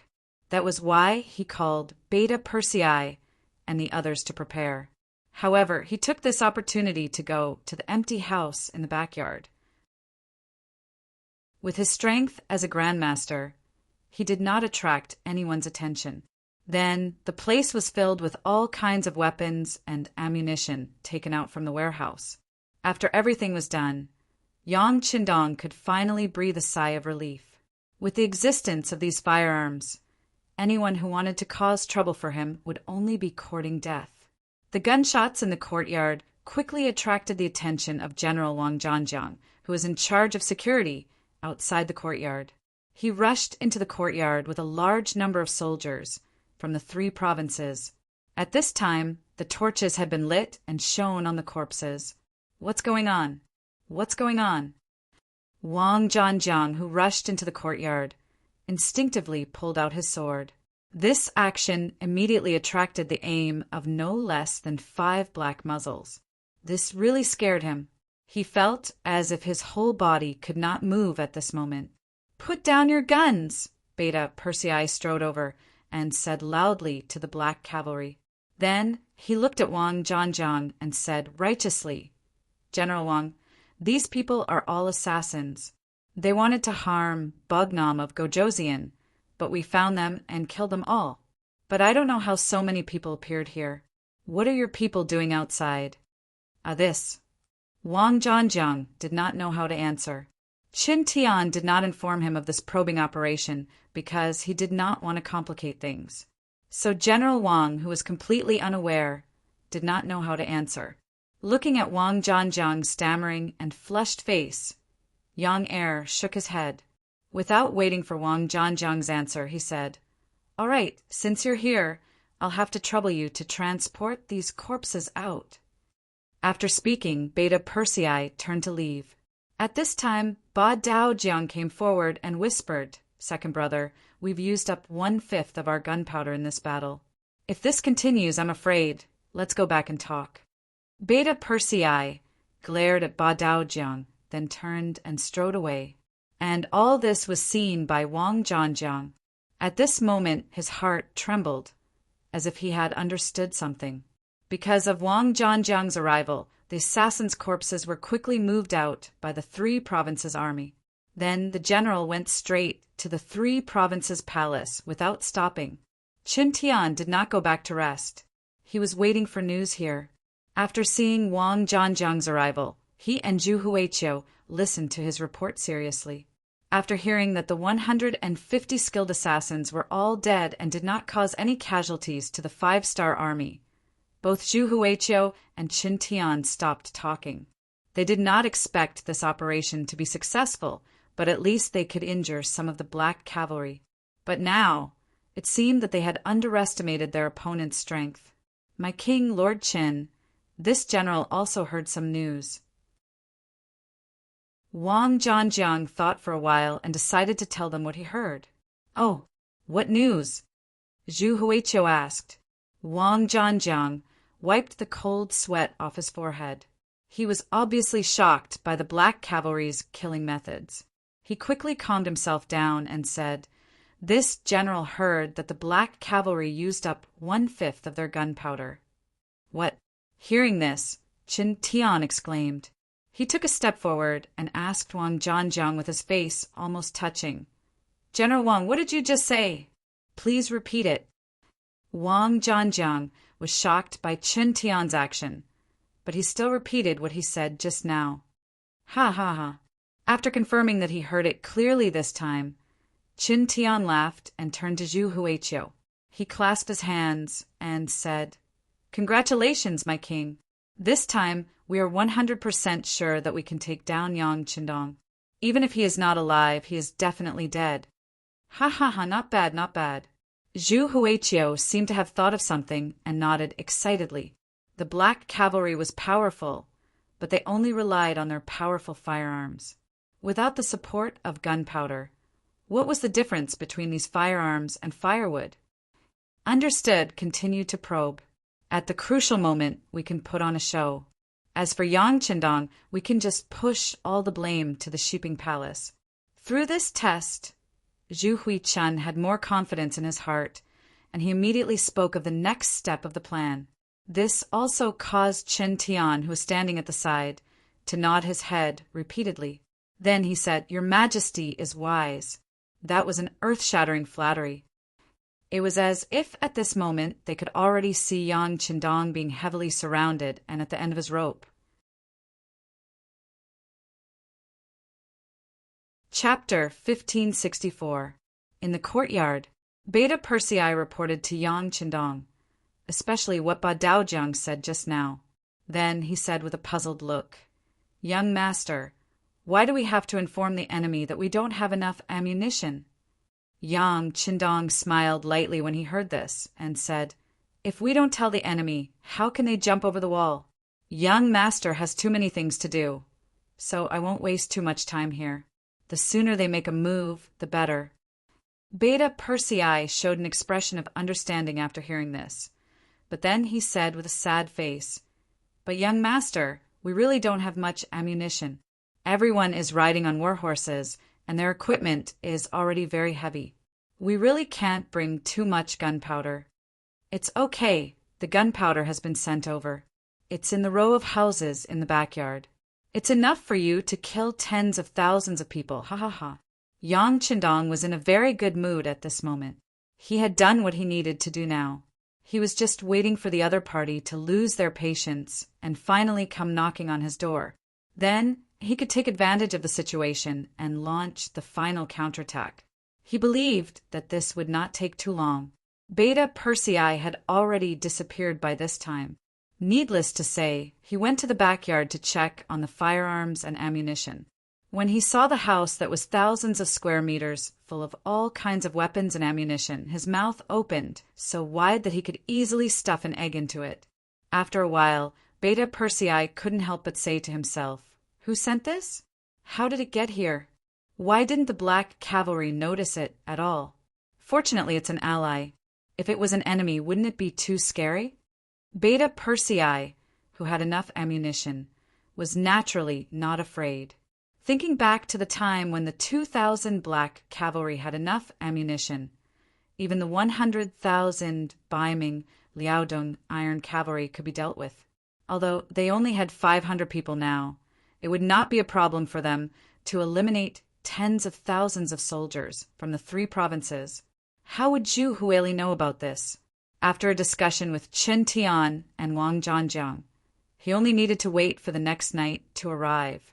He would then make his move and exhaust the enemy's ammunition until an opportunity presented itself. He would then go straight for the middle of the army and capture Yang Qindong alive. Just as Yang Qindong thought, Zhu Huichun would not wait for too long. He wanted to catch Yang Qindong too much. He wanted to prove himself too much. He wanted to become a true king or even an emperor. The night passed, and the next morning, the black cavalry began to change shifts.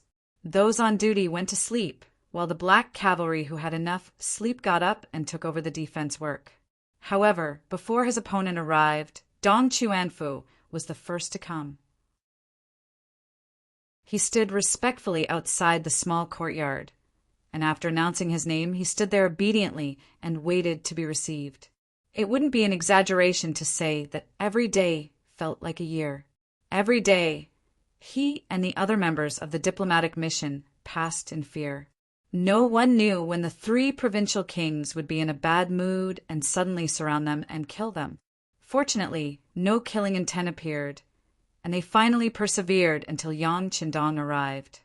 Dong Chuanfu could be considered to have completed his mission, and before he left, he had to come and see the king. This was his duty as a subject.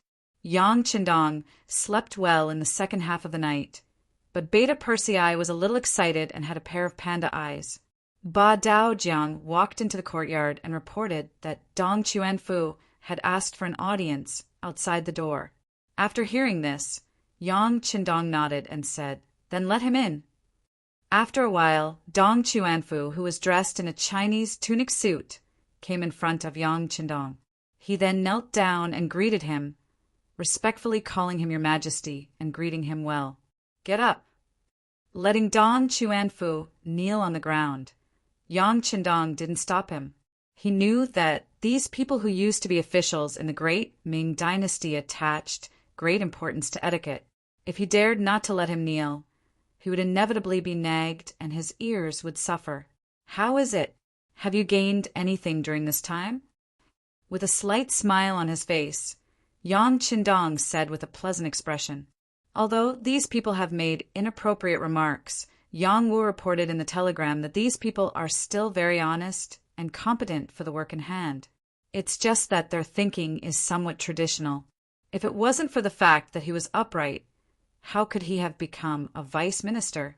How could Yang Qindong tolerate them until now? Of course, Dong Chuanfu was found by Yu Qian. Needless to say, people who can be recognized by this person are not worried about their standing. When asked what he had learned, Dong Chuanfu, who had just stood up, sighed and said, "Your Majesty, this king of the 3 provinces is really too hateful. Ever since we came here, we have never seen him. Not only does he put on a high and mighty appearance, but he also frequently makes the soldiers guarding us make frightening movements. He is really hateful. It's also thanks to your Majesty's wisdom that we can suppress him and make him obediently surrender to us."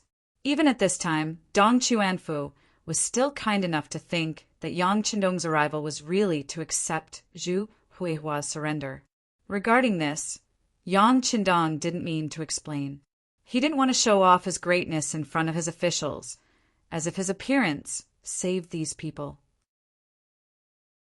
Although this was the truth, but even without these people in the face of righteousness, Yang Qindong was skilled and bold, and would still make this trip.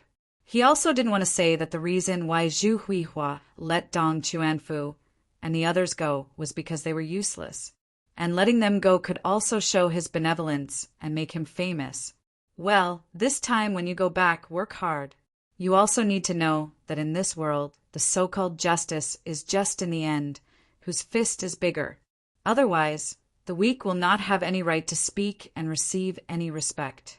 If you have time, you can tell your colleagues about your experience. Perhaps a country can be ruled by law, by etiquette, and by virtue. But a country must be founded with one's fist. This is a principle that hasn't been repeated for thousands of years. Sometimes killing people is also to save more people, understand? It was rare for Yang Qindong to say so much at once. Dong Chuanfu remembered it all in his heart and quickly bowed his head and said, "I will remember your Majesty's teachings." "Good, go back. Leave in the morning. There's no need to stay." After Yang Qindong gave Dong Chuanfu one last warning, he waved his hand, and Dao Jiang walked up and led him away.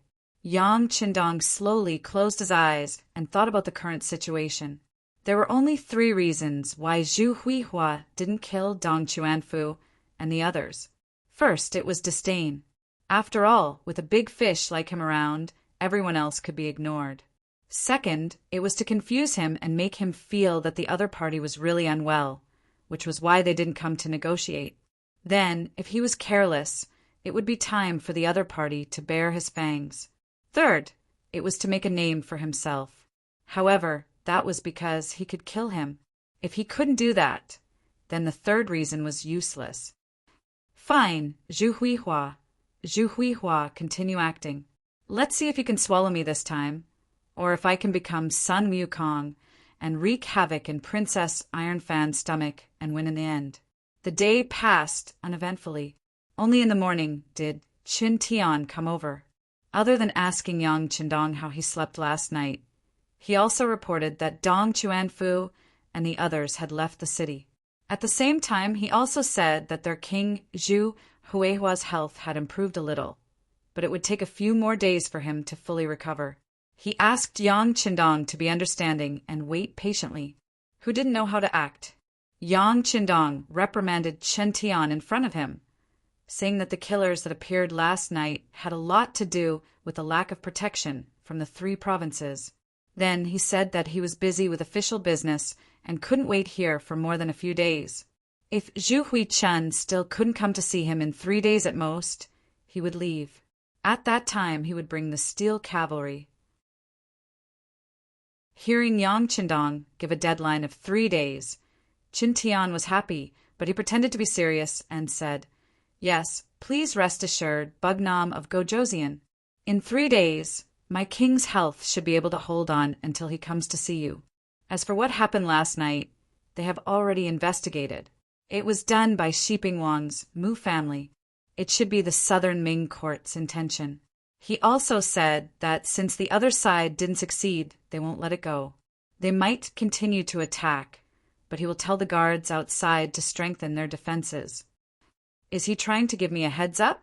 Yang Qindong thought in his heart, but he didn't say anything. This was the game. There were all kinds of tricks, and there was nothing to object to.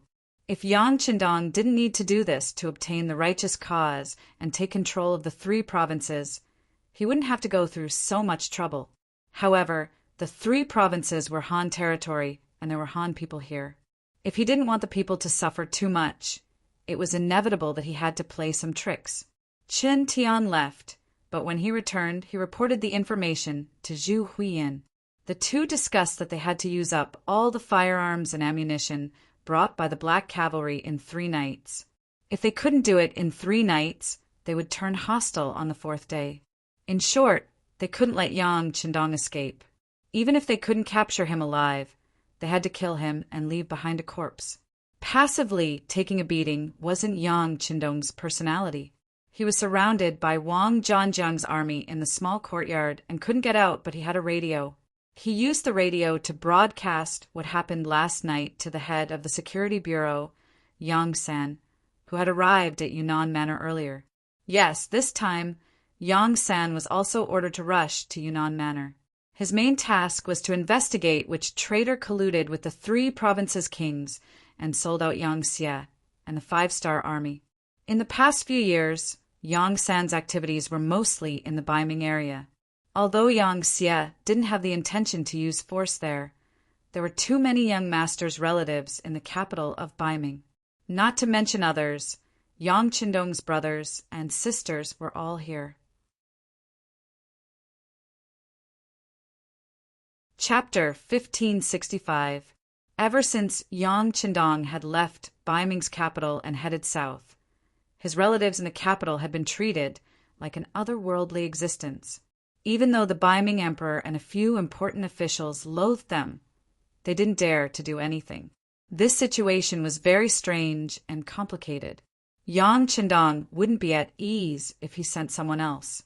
Therefore, he handed the matter of the southern Ming to Yang Lu and the matter of the northern Ming to Yang Sen. Over the years, Yang Sen had done a very good job. Under the watchful eyes of others, the Yang clan's relatives hadn't been attacked by any external forces. But at the beginning of this year, Yang Qindong's eldest sister, Yang Fei, had passed away due to illness at the age of 59. In that era, living to 60 was already considered a long life. This was something that no one could resist.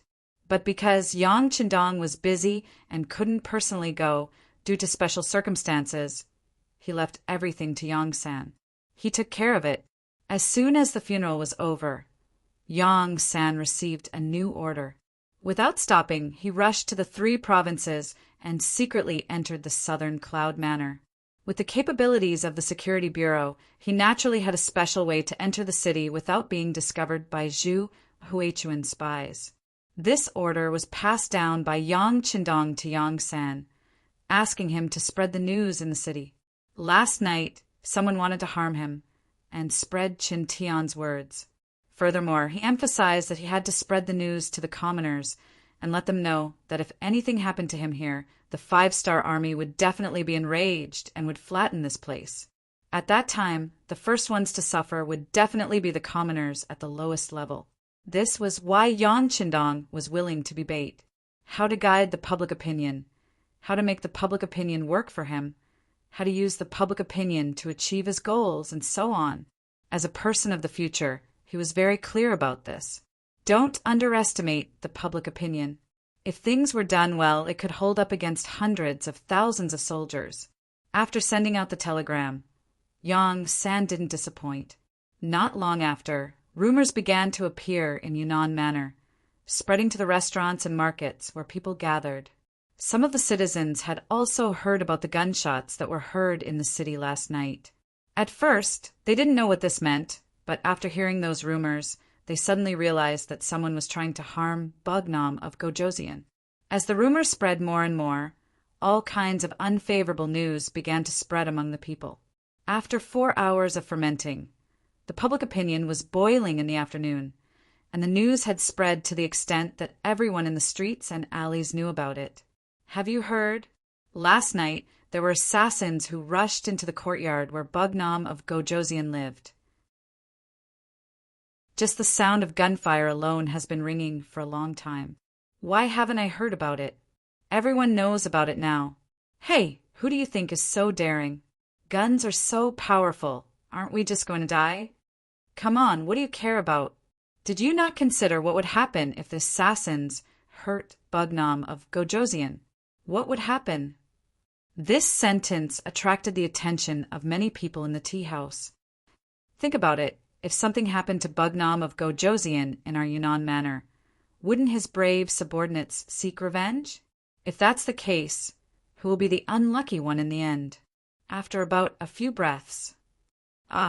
Someone seemed to have reacted. If something happened to Bugnam of Gojosian in our place, I'm afraid that the 5-star army will definitely trample our Yunnan manor to avenge their king. Then won't we, the citizens, suffer? More than suffering, I'm afraid we won't be able to survive. Hiss! What followed was the sound of people inhaling cold air. This probably won't happen. We all know this. How can the 3 kings not know this? He will definitely send people to protect Bugnam of Gojosian. There were still people in the crowd who were hoping for a fluke and said, "Protect Bugnam of Gojosian? I'm afraid you still don't know. Ever since Bugnam of Gojosian came to our Yunnan manor yesterday, the 3 kings claimed to be sick and didn't come to see him. Who knows what he's thinking? Maybe those assassins were sent by the 3 kings. Silence, silence. How can you talk about these things?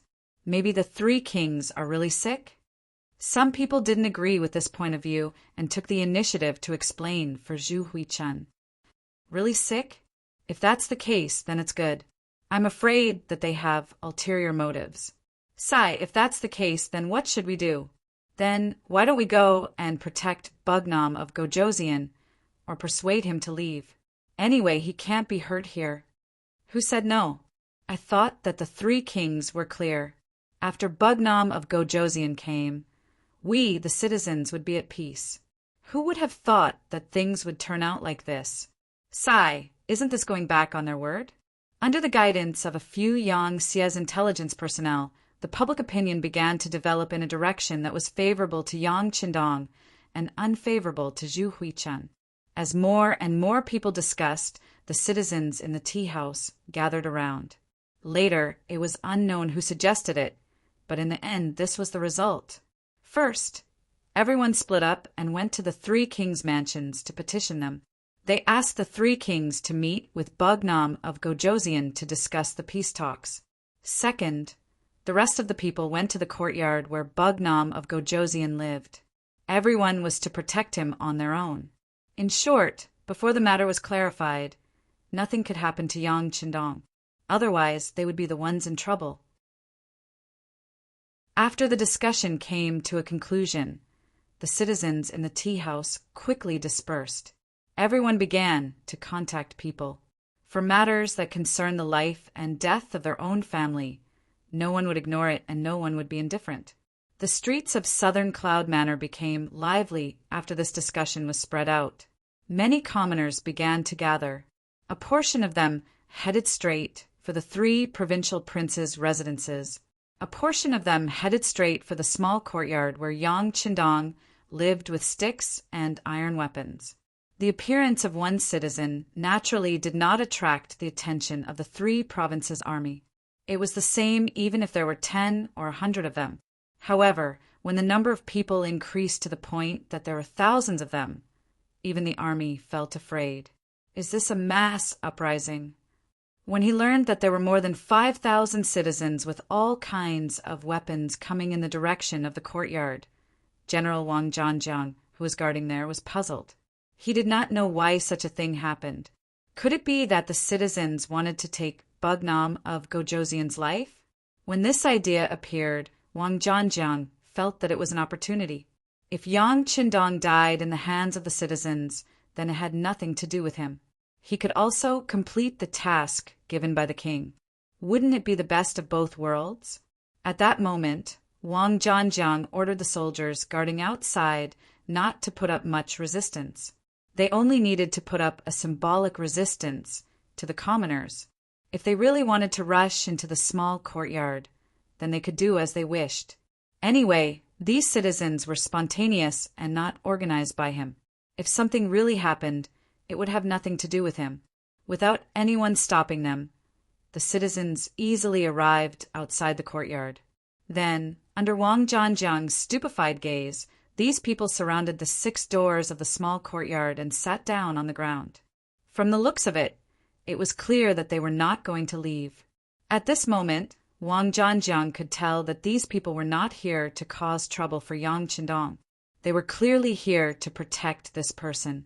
When he thought that with the presence of these citizens, tonight's operation would not be able to proceed normally, cold sweat broke out on Wang Zhanjiang's forehead. Men, chase these citizens out. Quickly chase them away. When the soldiers of the 3 provinces who were originally standing around and watching heard the general shout, they all walked forward reluctantly. However, how could it be so easy for 1,000 soldiers to chase away 5,000 citizens? The outside of the courtyard was very lively. The commotion quickly attracted the attention of the black cavalry in the courtyard. Commander Dao Xiao, who was in charge of the day shift, immediately sent people out to understand the situation. After knowing the general cause of the matter, he reported it to Yang Qindong in the main courtyard, not knowing whether to laugh or cry. The citizens want to help us guard the courtyard? This is a good thing. This proves that the young master has the support of the citizens. The straightforward beta, Persei, was elated when he heard this and bared his teeth. Yang Qindong, who had closed the book in his hand, also had a warm smile on his face. He could not help but sigh in his heart. This was the power of the citizens. Although they usually did not show their strength, when it came to their interests or even life and death, they would erupt with a powerful force. Wasn't the reason why the great Ming dynasty was destroyed in history because of the various uprisings of the citizens? First, the country was in chaos, and this gave the slaves an opportunity to take advantage of it. At this moment, he showed some interest. He wanted to see what these citizens would do. Outside the courtyard, the soldiers and the citizens were confronting each other. Because of the difference in numbers, the soldiers of the 3 provinces did not have any advantage. Although they all had standard swords in their hands, they did not dare to casually kill the citizens. What if they angered the citizens and caused a mutiny? What's more, the soldiers were originally made up of commoners, and some of them were originally from the southern Cloud Manor. His friends and relatives were among these 5,000 people. So how could they bear to kill them? In the chaos, the situation was already out of control. Wang Zhanjiang had no choice but to retreat and go straight to the 3 provincial palaces to ask for reinforcements.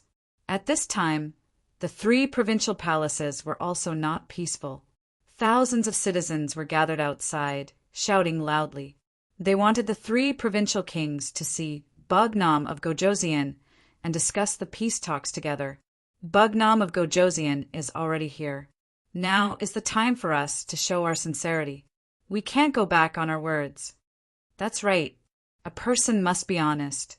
He came to our territory without worry. We can't treat Bugnam of Gojoseon like this. Willing to invite the 3 provincial kings to go to the peace talks. Willing to invite the 3 provincial kings to go to the peace talks. Chapter 1566. More and more voices rang out, and finally they converged into one sentence. Outside the mansion, the shouts grew louder and louder. Inside the mansion, Zhu Huiqiu's expression was very ugly. He couldn't understand why the situation had suddenly changed. What had happened? Qin Tian had been urgently summoned from the backyard of the mansion. When he heard the shouts outside, he said nervously, "Your Majesty, this matter must be suppressed. We can't agree to the people's demands." Zhu Huiqiu rolled his eyes at Qin Tian. Isn't this nonsense? It wasn't easy to trick Yang Qindong into coming here. How could he be satisfied if he didn't teach him a lesson? That's enough, Qin Gongong. Let's talk about what we should do now. Okay. Qin Tian fell into deep thought, but as expected of Zhu Huiqiu's think tank, he quickly raised his head again. Your Majesty, we can only stall for time now. At the same time, we have to act quickly. Qin Tian took a step forward and reported his idea to Zhu Huiqiu in a low voice. Zhu Huiqiu kept nodding as he listened. Finally, he waved his arm and said, "That's right. Let's do it this way. But it's a pity. I'm afraid it will be difficult to capture Yang Qindong alive and use him for our own purposes. Your Majesty, don't worry. When the time is right, I will have a good talk with Bugnam of Gojosian. I don't think anyone is willing to die. Maybe there's still a chance. I hope so. Chin Gong Gong, I'll leave this matter to you. Go ahead and do it. Zhu Huiqiu waved his hand and sighed. After watching Qin Tian leave, he thought for a moment and went straight to the backyard of the mansion. In the backyard, Mo Gue was sitting in front of the pond. He seemed to know that Zhu Huiqiu was coming. There were 2 teacups in front of him, and the tea was still steaming. King of the 3 provinces, please take a seat. Mo Gue modestly invited Zhu Huiqiu to take a seat in front of him. Zhu Huiyin admired Mo Gue's calmness very much. His originally restless heart seemed to have calmed down at this moment. Mr. Mo, I'm actually here to ask for your advice. In your opinion, how do you think we should resolve the current situation? Mo Gue wasn't surprised by Zhu Huichuan's answer. After a sigh, he said, Your Highness, as I said before, my master's intention is to wait for Yang Qindong to enter the courtyard before making a move. After all, there are only 500 people. As long as we do our best and don't fear losses, the victory will be ours. To deal with Yang Qindong, either you don't make a move, or you have to go all out. You can't have the slightest bit of wishful thinking, and you can't even try to probe him. Seeing that Mo Huiguan was about to go on, Zhu Huiqin quickly interrupted him. Mr. Mo, let's not talk about what happened before. Let's talk about what to do next. I really didn't expect this Bugnam of Gojosian to know how to threaten the people's will. Now, this prince has a headache. Haha, it doesn't matter. We just have to make a move later. I just don't know if your highness is ready to make a move now. Mo Gue said the word yes in his heart, but he didn't show it on his face. Of course we have to make a move. I've already discussed it with Mr. Qin. We'll do our best tonight. We have to take down Bugnam of Gojosian, dead or alive. Zhu Huichen told Mo Gue about Qin Tian's idea. Good. Since your highness has made up your mind, don't worry about it. If anything happens, my master won't just stand by and watch. My master has prepared a backup plan. Yang Qindong must die. Mo Gue's face was full of murderous intent as he said this.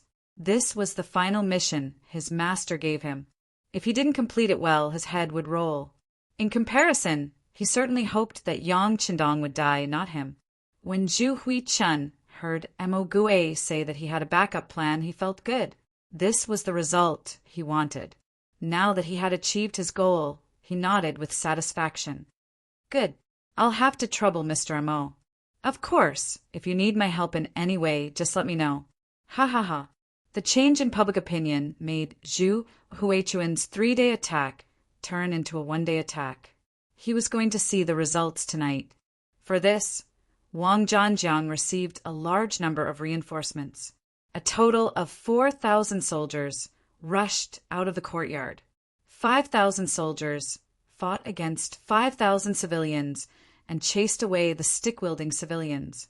When the commoners saw so many soldiers from the 3 provinces outside the small courtyard, their anxious hearts relaxed. With so many soldiers protecting Bugnam of Gojosian, their safety shouldn't be a problem. They scattered in all directions. However, when Yang Qindong, who was in the courtyard, learned about the situation outside, his expression became much more dignified. He had a feeling that it was time for the dagger to be revealed. Beta Persei, take out all the weapons and ammunition of the Black Cavalry and equip them. Young master, are they going to make a move? Beta Persei asked cautiously. Maybe, maybe not, but it's not wrong to be prepared. Go do it. Yang Qindong waved his hand, then returned to his desk and began to draft a telegram. Once Zhu Huichen turned hostile, he would have to send the main force of the 5-star army to the 3 provinces. At that time, he would have the right to do so. This time, the other party didn't want to give him face. Presumably, once the news spread, the civilians would understand his decision to send troops, and there would be less resistance. It had to be said that for the safety of the three provinces, Yang Qindong did a lot and was willing to take this risk. This was completely in line with his goal of bringing the Han people to the top of the world. 5,000 against 500. This was the first dish that Zhu Huichun prepared for Yang Qindong. If things didn't go well, he would continue to deploy troops. Speaking of which, in Yunnan Prefecture, he had 50,000 troops stationed there. He didn't believe that he couldn't kill Yang Qindong with 100 times the force. In a courtyard 2 alleys away from Yang Qindong's courtyard, 200 strong warriors were sharpening their swords. If Zhu Huichun could see them, he would recognize that the leader was Muong from the Mu family of the Sheeping King. Muong, the nephew of the current Sheeping King Mu Bin, was the bravest person in the younger generation of the Mu family. Even Mu Bin's eldest son, Mu Tsong, couldn't compare to him. It was because of his bravery that he was given the task of assassinating Yang Qindong. Yang Qindong's existence was a great threat to the great Ming dynasty's political power. It could be said that as long as this person didn't die, it was only a matter of time before he replaced the great Ming dynasty's political power. Because of this, after hearing that Yang Qindong had entered Yunnan Prefecture with only 500 black cavalry, Muong was immediately sent out. The purpose was to complete the task of assassinating Bugnam of Gojoseon. This was a risky move, but when Mu Bin, the king of Sheeping, found Muong, he brought his 200 men of sacrifice to Yunnan Prefecture without saying a word and successfully went into hiding. As a member of the Mu family, they were very familiar with Yunnan Prefecture. These 200 men of sacrifice were deeply indebted to the Mu family, so they came with the intention of returning the favor. To put it bluntly, they didn't plan to return alive. The small courtyard was silent, showing the excellent quality of the men of sacrifice. In the corner, Mu Bin was talking in a low voice with the leader of the men of sacrifice. The general idea was that there was a new movement on Zhu Huiyun's side. It seemed that he was going to make a move on Bugnam of Gojoseon and Yang Qindong tonight. Well, keep an eye on them. It's fine if they succeed. If they don't succeed, it'll be our turn to attack. In short, Yang Qindong must die. Muang's face was unusually firm, holding the idea of success or death. The Mu family was indebted to the Zhu family and guarded Nanjiang for the great Ming dynasty. Everything changed because of the appearance of Yang Qindong. Now, not only did they lose their foundation in Yunnan, but they were also hiding in a small place like Kalasai, not daring to show their faces. Gradually, the name of the Mu family was forgotten by the world. This was something that Muong didn't want to face. Just when the Mu family was feeling helpless, they learned that Yang Qindong had entered Yunnan Prefecture to negotiate with Zhu Huiyun, the king of 3 provinces. They were like people who were groping in the dark, suddenly seeing the sun, suddenly giving birth to new hope. In other words, if Yang Qindong died, the Mu family had to live. Otherwise, they would die without a doubt. Once the king of 3 provinces was defeated by Yang Qindong, the Mu family would have no soil to live on. Even if they died, they would have no face to see their ancestors. For the sake of the entire Mu family, it was just sacrificing these 200 men of sacrifice and Muong. What was the big deal? Muong made up his mind at this moment. However, what he didn't know was that in a small courtyard in the southern Cloud Manor, there was a group of men in black who were also preparing to fight to the death. They were relatively short, but their murderous aura didn't diminish. They were faintly discernible in the darkness. Yang Qindong didn't know that there was more than one enemy, but he was definitely not afraid. In his goal of achieving the great Han people's revival, he was destined to walk on an unusual path, and was destined to be full of danger. Beta Persei had already taken out firearms and ammunition with Dao Shao and Ba Daojiang and equipped themselves. Not only that, they also took out all the things that could be used and built several blockades. With Yang Qindong's courtyard as the center, they built an arch-shaped temporary trench. Although they couldn't exert their full combat power due to the limitations of the environment and tools, as long as the other party didn't have artillery, it would be difficult to break through their defense line. Tell the soldiers to put on all their equipment. They must protect their own safety. Young Master said that it's fine if the army of 3 provinces doesn't attack, but if they do, they will use all their strength. Our opponents are 10 times, 100 times, or even more enemies. Beta Persei faced a group of black cavalry squad captains and said this with a serious expression. Chapter 1567. Beta Persei couldn't understand why the young master didn't allow them to take the initiative to attack. The situation was obviously very dangerous, and Zhu Huihua's ambitions were completely exposed. What they should do now was to take advantage of the fact that it wasn't dark and suddenly kill their way out. This way, they could catch the other party off guard. Coupled with the undercover intelligence agents in the city, the chances of them leaving the city would be greatly increased. In the eyes of Beta Persei and the other black cavalry, Yang Chendong's safety was naturally the first priority. In order to complete this mission, everyone was willing to sacrifice themselves. They really couldn't figure out why Yang Chendong still hadn't made such a decision, but they didn't know that Yang Chendong had his own reasons for doing so. He wanted to take this opportunity to find out who the traitor was. Ever since he found out about the traitor, Yang Chendong felt like he was sitting on a needle. The feeling that someone could harm him anytime and anywhere made him feel very uncomfortable. In order to solve this problem, Yang Chendong risked his life to come to Yunnan Manor. He didn't believe that the traitor would still hide and not make a move under such an opportunity. As long as the traitor made a move, Yang Sen might discover something. Once he discovered the traitor, it would be the time for the real acquisition. Only then would the risk be worth it.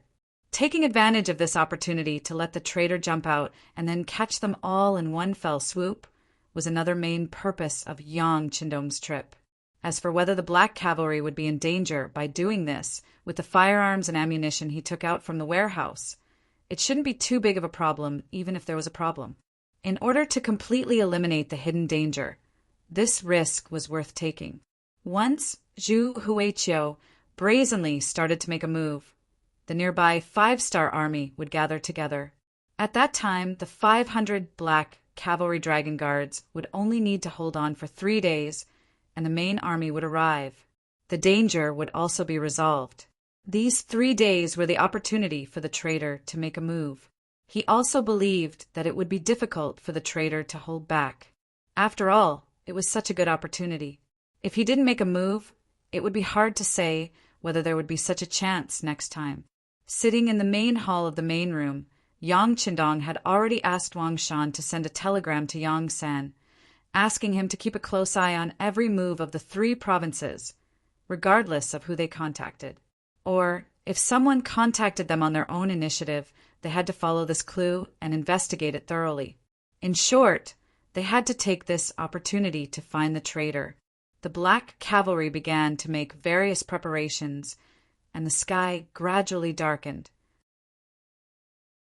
Finally, the sky turned completely dark, and the sound of the night watch rang out. About 10 miles into the night, there was finally some movement outside the courtyard. The sound of a large number of footsteps could be heard. Everyone get ready. Let's give them a taste of grenades first. The person in charge of the first line of defense was Ba Daojiang, the vice captain of the Black Cavalry's 1st Battalion. Beta Persei had already informed him that 5 of the 6 gates in the 2 courtyards had been firmly nailed from the inside. In order to prevent the enemy from climbing over the walls, they had buried landmines on the ground of the walls to ensure that no matter how many enemies came, they would all die. This was the only gate in the 6 gates that could be entered at any time. Ba Daojiang was guarding this gate. There were already several light and heavy machine guns set up here, forming a powerful firepower net to ensure that no one could pass through the net and rush in. A full 4 days of dry food and water had also been prepared. As soon as the battle started, the telegraph office would send out a request for help. Then, 3 days later, the main force of the 5-star army would arrive outside Yunnan Mansion. At that time, the situation would be settled. Within these 3 days, Yang Qindong's safety would be completely handed over to the 500 black cavalry. Everyone was both excited and worried about this sacred mission. They were excited that such a great mission was handed over to them. After completing the mission, this would be the most exciting experience of their lives. They were worried that if the enemy rushed in and hurt the 6th young master, even if it was just a hair, they would not be able to atone for it, even if they died 100 times. We must not let the 6th young master suffer even the slightest bit of harm. This was the common thought of the 500 black cavalry. In order to achieve this goal, everyone took out 100% of their spirit, loaded their guns, and aimed at the enemy. The sound of footsteps was getting closer and closer. It seemed that the 3 provincial armies were gathering outside. This created a dark cloud over the people's heads. If it was an ordinary army, they would have been so nervous that they would be sweating profusely. They might even be trembling all over and unable to hold their weapons tightly. After all, they only had 500 people. The 3 provincial armies alone had more than 50,000 soldiers in Yunnan Mansion. This ratio of 1 to 100 sounded really scary. Even if they were holding firearms that were more advanced than this era, the enemy's advantage in numbers was still like a dark cloud. It was so oppressive that it made it hard for them to breathe. However, with 500 black cavalry, they were much calmer. As veterans of hundreds of battles, as the black cavalry who had participated in 2,000 against 100,000 and defeated the enemy without suffering any injuries, they were only excited. In their eyes, the so-called 50,000 enemies were all military exploits. Time passed by minute by minute. The footsteps outside were getting louder and louder. As the black cavalry who had rich combat experience, they could tell from the sound of the footsteps that there were at least 3,000 enemies, maybe even more. There were only about 100 soldiers who were guarding this door with Ba Daojiang. However, they were not afraid at all. This was because among the 100 soldiers, there were more than 10 light and heavy machine guns. This gave them a strong sense of confidence. Clang, clang, clang. The sound of the door being knocked was finally heard. The wooden door that was only rigged with a few wooden wedges soon vibrated. At the same time, the soldiers of the 3 provincial armies shouted, "Brothers inside the door, open the door quickly. There are assassins here.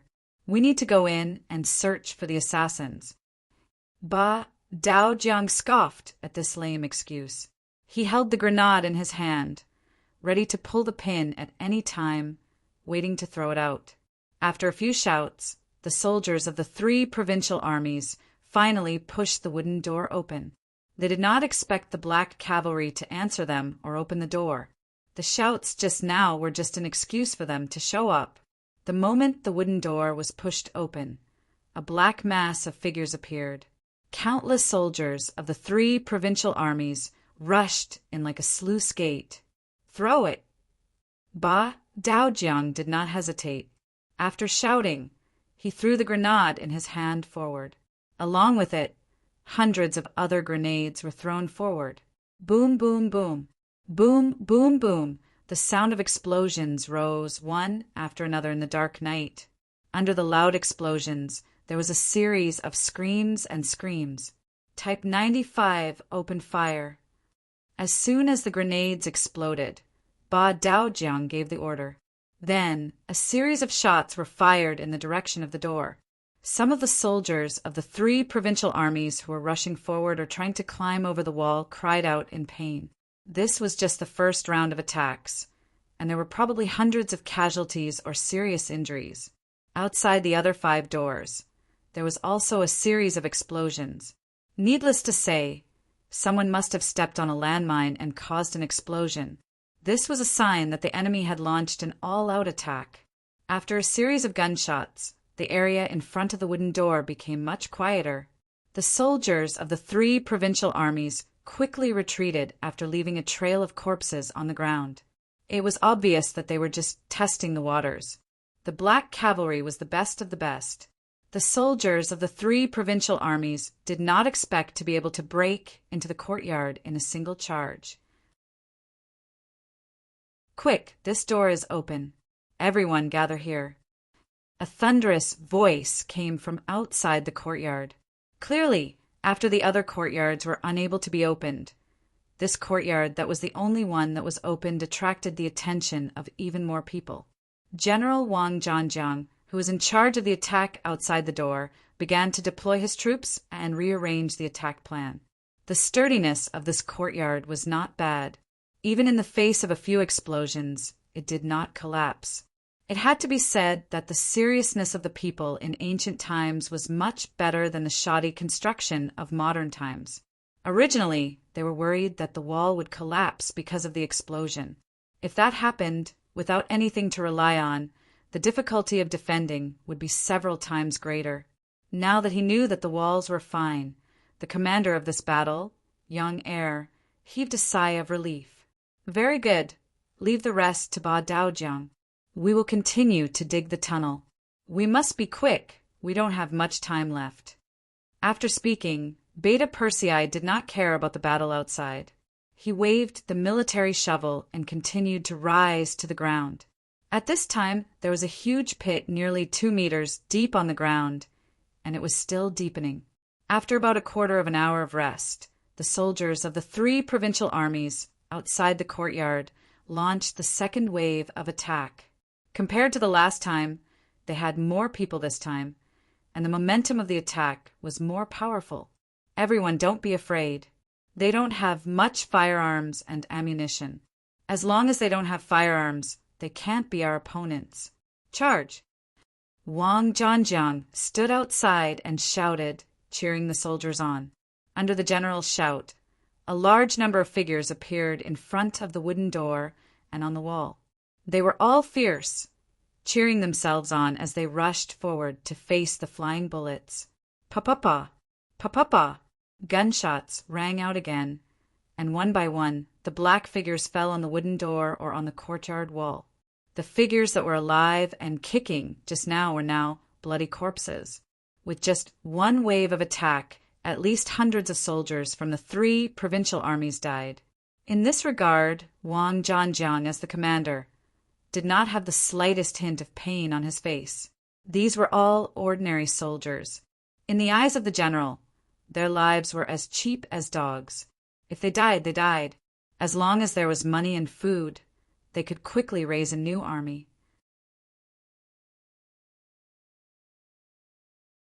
Chapter 1568. Charge! Continue to charge. The enemy's firearms can't possibly have unlimited gunpowder. Charge!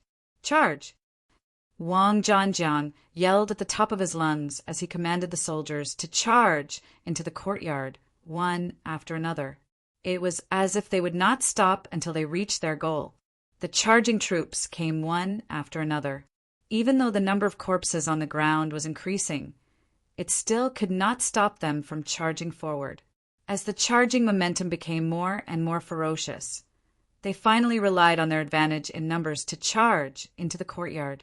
They were less than 80 feet away from the black cavalry. Machine gun team, get ready. Fire in one shot. Other than occasionally shooting with the 95 style, Ba Daojiang had been observing the changes in the battle situation. Seeing that the enemy's attacks were getting more and more ferocious, he could no longer control the situation by relying on the 95 style. Hence, he gave the order to the machine gun team. The so-called fire in one shot referred to the fact that they could only fire a clip of bullets. This way, they could stabilize the situation and not waste bullets. The machine gun team members who were already itching for a fight could only watch helplessly when they saw their comrades killing the enemy to their heart's content. Now that they had finally received the order to open fire, how could they be courteous? All the light and heavy machine guns rang out, and the bullets rained down like rain. The soldiers of the 3 provinces who had barely escaped death fell to the ground one by one. Da-da-da, da-da-da-da. Under the sound of the machine guns, not a single living enemy could be seen in the courtyard in less than 20 seconds. The advantage that the 3 provincial armies had gained with great difficulty was wiped out in an instant. The dense sound of machine guns also caused the 3 provincial troops, who were preparing to continue their charge to slow down. Then Wang Zhanjiang yelled, "Stop charging! Stop charging!" They had no choice but to stop. Under such dense gunfire and the terrain that was less than 50 feet wide, the number of people sent out would be the same as the number of people who died.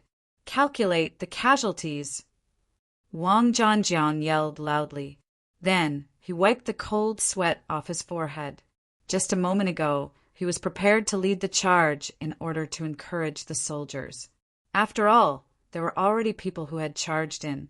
In his mind, as long as he could charge in front of the black cavalry, he would be able to utilize the advantage of cold weapons.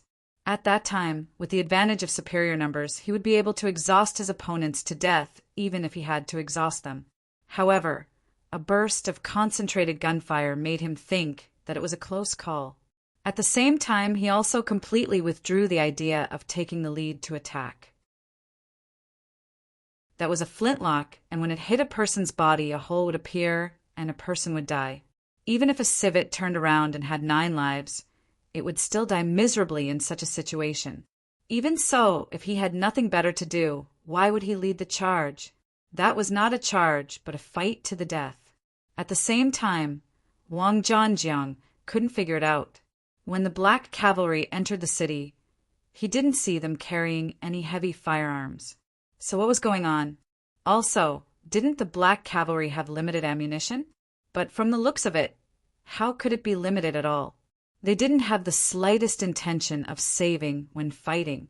He cursed in his heart. He didn't know who provided the information that the 5-star army didn't have enough ammunition and almost got him killed. He then waited for the battle damage statistics. The Kiliarchs and Centurions below played their roles and quickly reported the battle situation to him, the commander of the army. When the final statistics came out, even though Wang Zhanjiang was already prepared, he still couldn't help but suck in a breath of cold air. 3,200 people. From the beginning to the end, not even half an hour had passed, and 3,200 soldiers had died. Among them, there were 400 soldiers who died outside the other 5 courtyards. The number of soldiers who died at the courtyard gate in front of him reached 2,700. Looking at this shocking number, Wang Zhanjiang looked back in disbelief. Only then did he realize that the originally densely packed army had been reduced by a lot. Only a little more than a third of the original 5,000 people were left. "Don't charge for now, wait for orders."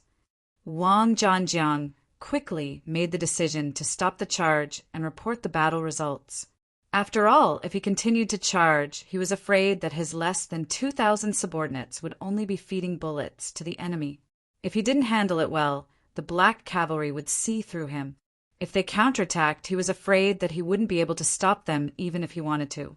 He left a few confidants and ordered them to keep an eye on the 5-star army in the courtyard. No matter what, he couldn't let them suddenly go out. He then rode on his war horse and went straight to the king's mansion.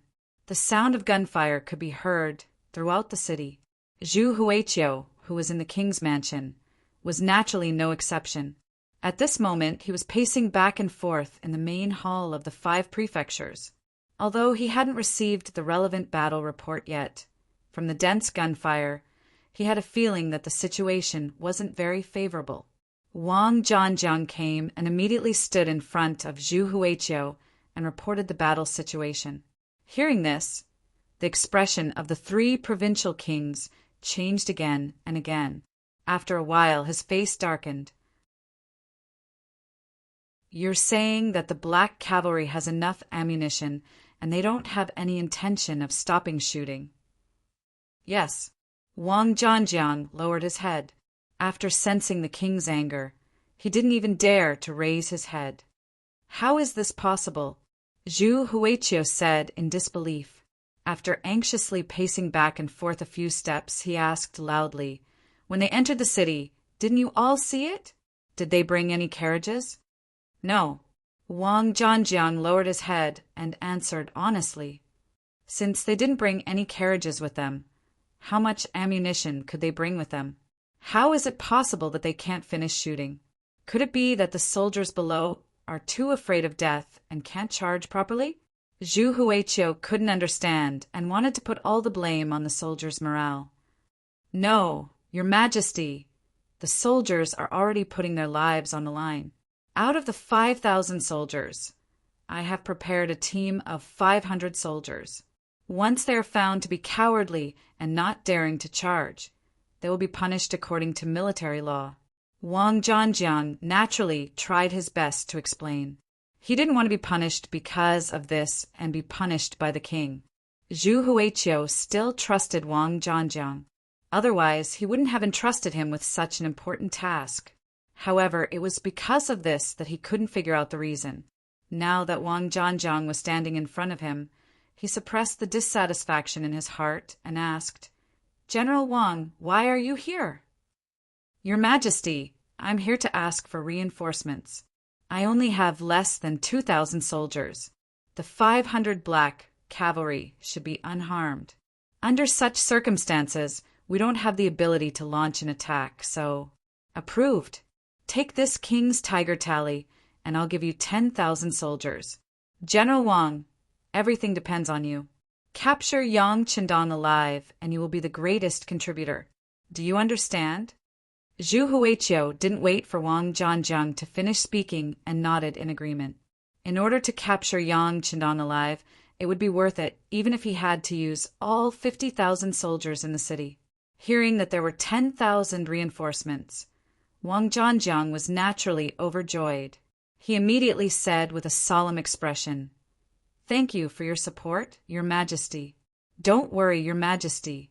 With these 10,000 soldiers, I'm 80% more confident that we can capture Yang Chendong alive.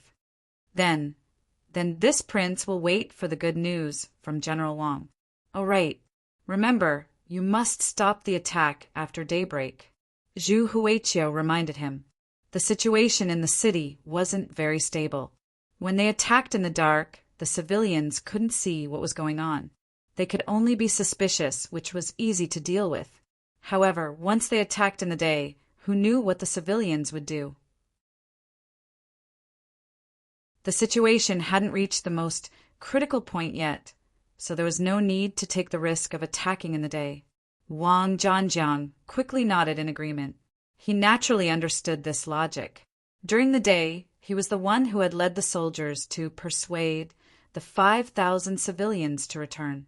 How could he not know that if they attacked in the day and the civilians reacted, wouldn't the situation become even more chaotic? Wang Zhanjiang took the Tiger Troop talisman and left. 2 hours later, at midnight, he brought 10,000 soldiers to the courtyard. With the arrival of so many soldiers, the streets near the courtyard were quickly filled with soldiers. With so many reinforcements in hand, Wang Zhanjiang's confidence was greatly boosted. With a wave of his hand, he sent out 2,000 soldiers and once again launched a fierce attack on the courtyard. Gunshots sounded once again, from sporadic to concentrated, indicating the intensity of the battle. A few hundred steps away in the courtyard, Yang Chendong wasn't sleeping. Instead, he stood in the courtyard and looked up at the bright moon hanging high in the sky. It was the 14th day of the lunar calendar. The moon in the sky was very bright, but Yang Chendong's heart was a little heavy. The moment Zhu Huiqiu began to turn hostile, Wang Shan had already sent a message to the main force of the 5-star army waiting in Langsun. Presumably, they had already set off. A total of more than 200,000 soldiers should have already entered the 3 provinces. With the speed of the 1st Cavalry Army and the new army's cavalry, they should be able to reach Yunnan Manor in 3 days. At that time, there would be a lot of fighting and killing. When he thought about how many Han people would die in this battle, Yang Chendong's mood was not good. The reason why Yang Chendong had conquered the surrounding areas of the great Ming dynasty was because he wanted to take over this place with the smallest price. After all, the people who had lived here for generations were all Han people. The death of any one of them would be a loss to the Han people. If he wanted to bring the Han people to the peak of the world, he needed to have a certain proportion of Han people. Only then would he be considered the king of the world. Originally, He thought that after conquering the surrounding areas and showing enough strength, the great Ming dynasty would be afraid of him. At that time, he would only need to pay a small price to peacefully take over this place, allowing more Han people to live better lives and obtain the greatest respect.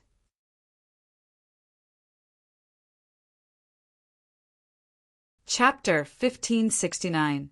However, he did not expect the great Ming dynasty to be so courageous.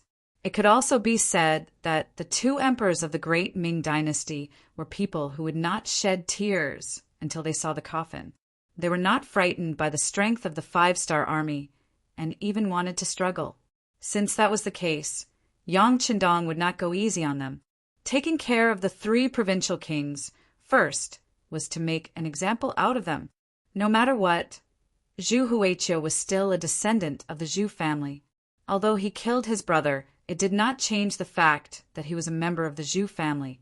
Yang Qindong only hoped that after taking care of Zhu Huiqiu with an iron fist, Zhu Qijin and Zhu Qiyu could see the difference between them and finally surrender peacefully.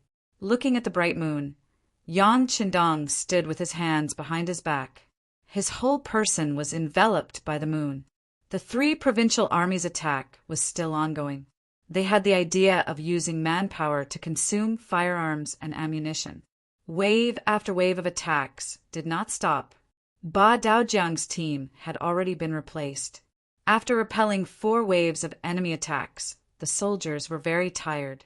Firing guns for a long time was also a physical activity. It was normal for their arms to be numb and their hands to be weak. At 2:00 in the morning, Dao Xiao brought another 100 black cavalry to replace them. When dawn broke, the attack of the 3 provincial armies finally came to an end. The entire courtyard was filled with corpses, and there was even a tall pile of corpses. The stench was so strong that it could be smelled from miles away. It was really nauseating. Outside the courtyard, Wang Zhanjiang was pinching his nose as he ordered the soldiers to clean up the battlefield. Below the courtyard wall, countless corpses were piled up. They were all the soldiers of the 3 provincial armies who had died last night. Looking at the corpses, Wang Zhanjiang's face was bitter. His legs were a little numb. In just one night, out of the 15,000 soldiers from the 3 provinces, more than 12,000 of them had died. This was because he had intentionally slowed down his attack speed in the later stages of the battle. Otherwise, he was afraid that not a single one of the remaining 2,000 or so people would have survived. 15,000 against 500. With a ratio of 30-1, Wang Zhanjiang's side actually lost 5/6 of their soldiers. Not to mention that Wang Zhanjiang had never fought such a war before. He had never even heard of it. He did not know how to face Zhu Huiqin and explain to the king. Clean up the battlefield. Make sure to clean up the corpses. At the same time, stay far away from the courtyard. Give the enemy enough time to clean up the battlefield. After giving this order to the soldiers below, Wang Zhanjiang urged his horse to head towards the 3 provinces. Not long after Wang Zhanjiang left, a raging fire also ignited in the small courtyard. The number of soldiers in the black cavalry was limited. Naturally, they could not bury all the enemy corpses that had charged into their ranks. Considering that the weather was starting to heat up, they were afraid that the corpses would attract a plague. After reporting to Yang Qindong, the soldiers used a large fire to solve the problem. They burned all the enemy corpses with cremation. The smell of the burning corpses was quite unpleasant. When a breeze blew, the air in the entire southern cloud manner changed. Therefore, no matter whether it was near or far from the small courtyard, the people in the city all knew that someone had attacked the small courtyard where Bugnam of Gojoseon lived last night. Immediately, for their own safety, many people walked onto the streets and asked for help from the 3 provinces. Zhu Huiqin had expected the people's actions. In the morning, he sent another general, Kai Wenju, to lead 5,000 soldiers to tightly seal off the main streets near the 3 provinces to prevent anyone from disturbing him. As for himself, he summoned Qin Tian, Meng Ning, Wu Yingtu Mo Gue, and General Wang Zhanjiang, who had just arrived to report. His right-hand men all arrived. The servants of the manor served tea and snacks. Everyone sat together to discuss the next step. Just as everyone's attention was on Wang Zhangjiang's report, the servants left one by one. One of the stewards first went to the servant's room to say goodbye, saying that he was going out to buy some things. Then he walked out of the manor openly. This steward's name was Zhu Changjiu. He had been with Zhu Huiqin for more than 10 years. He was definitely an old man. This could be seen from the fact that he was given the surname Zhu. He also enjoyed a certain amount of power in the manor. For someone like this, his every move would not be suspected. However, this Zhu Changjiu had actually been bribed by Yang San. Yes, bribed. In order to get in touch with this person, the intelligence department spent a lot of effort. Yang San specially appointed a group of 7 people to get in touch with this person and related matters. For the sake of confidentiality, this group of 7 people was directly led by Yang San. In the entire Yangxia, other than Yang San, only Yang Qindong knew about this matter. However, he only knew about the existence of this group. As for who the specific members were and who they were in contact with, Yang Qindong did not know. This operation could be said to have reached the highest level of security in order to prevent information from leaking out. In the situation of knowing that there was a traitor, but not knowing who it was, Yang Qindong could not completely trust anyone. It was such a small group that did a lot of work for Zhu Changjiu. They investigated everything related to this person's life. It was not easy to find out that before this person came to Zhu Huiqin, he had a sister who was 3 years younger than him. At that time, because the family was hit by a flood, the two were separated during the escape. There was no news for a long time. When this news was seen by Bureau Chief Yang San, he felt that there was a lot to be done. At that moment, he put in a lot of effort and mobilized a lot of manpower and material resources to investigate this matter. His hard work paid off, and he really did manage to find out. Coincidentally, this woman was still alive, and she even came to Crimson City by accident. Now, she was already married, and she was a middle-level leader in the textile factory. After hearing this news, Yang San was overjoyed. He brought all the information and paintings about this woman, which was Wang Ling, to Yunnan Manor. Under the arrangement of the 7 small secret group, he met with Zhu Changjiu, this person whose original name should be Wang Chang. When Zhu Changjiu was blocked by Yang San in an alley, he instinctively wanted to shout. Based on his familiarity with the surrounding environment, he knew that there was a street 30 steps behind him. There must be soldiers patrolling on the street. His shout was likely to attract their attention. Just when Zhu Changjiu wanted to shout, Yang San handed over the paintings in his hand. There were a total of 4 paintings. One of them was Wang Ling's current appearance. Another was a painting of his parents together in his memory. Another was a painting of her and her brother, who was Zhu Changjiu, playing by the river in front of the courtyard when they were young. And the last one was a painting of Zhu Changjiu before they separated. Wang Ling was now a middle-level leader in the textile factory. Her husband's family was an ordinary leader in the city, lord's residence. She also gave birth to 3 cute children, and they were all studying in Yangxia school. It could be said that she had received a lot of favors from Yang Qindong. Now that there was something that needed her help, she would do her best to help. When the 4 paintings appeared in front of Zhu Changjiu, the door of his dusty memory was opened. For a moment, he shut his mouth. Just like this, Zhu Changjiu, who didn't resist, had a long chat with Yang San in a secret and safe place. When he found out that his sister was living well and had given birth to 2 little nephews and a niece for him, Zhu Changjiu cried tears of joy. All these years, it wasn't that he didn't think of looking for his sister. This matter had even alarmed Zhu Huiyin. He had sent people to look for her, but there had been no news. Over time, everyone thought that this woman must have died and was no longer in this world. But happiness came so suddenly. Tell me, what do you need me to do? Zhu Changjiu was also a smart person. Otherwise, he wouldn't have been recognized by Zhu Huiyin. He looked at Yang San and asked in a deep voice. Outsiders didn't know what the two of them talked about. Anyway, after Zhu Changjio left the house, he became Yang San's spy. His main task was to find out what other forces were secretly in contact with Zhu Huiyin other than the subordinates of the three provincial kings. Regarding this matter, Zhu Changjio felt somewhat guilty. After all, Zhu Huiyin had treated him well. But when he thought of Yang San's promise that not only could his sister live a better life in Qiqian City, but after the matter in Yunnan, he could also go to Qiqian City to reunite with his sister. In the end, his emotions won over his rationality. Moreover, he only wanted to find that mysterious person, not to do anything to Zhu Huiyin. After thinking this through, Zhu Changjio accepted this task. Today, he left the mansion to report to Yang San. This was the first time he saw Mo Gui in the main hall. Judging from everyone's reaction, this should be the person Yang San was talking about. In the past, Mo Gui had been hiding in the three provincial kings' mansions. Because he lived in a place where outsiders couldn't get close, Zhu Changjio didn't know. Yang San spent a lot of effort, but still couldn't get any news.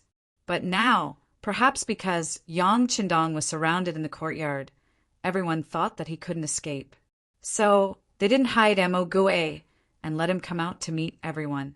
Even so, if it weren't for the spies in the king's mansion, it would be impossible to find out about this person's appearance.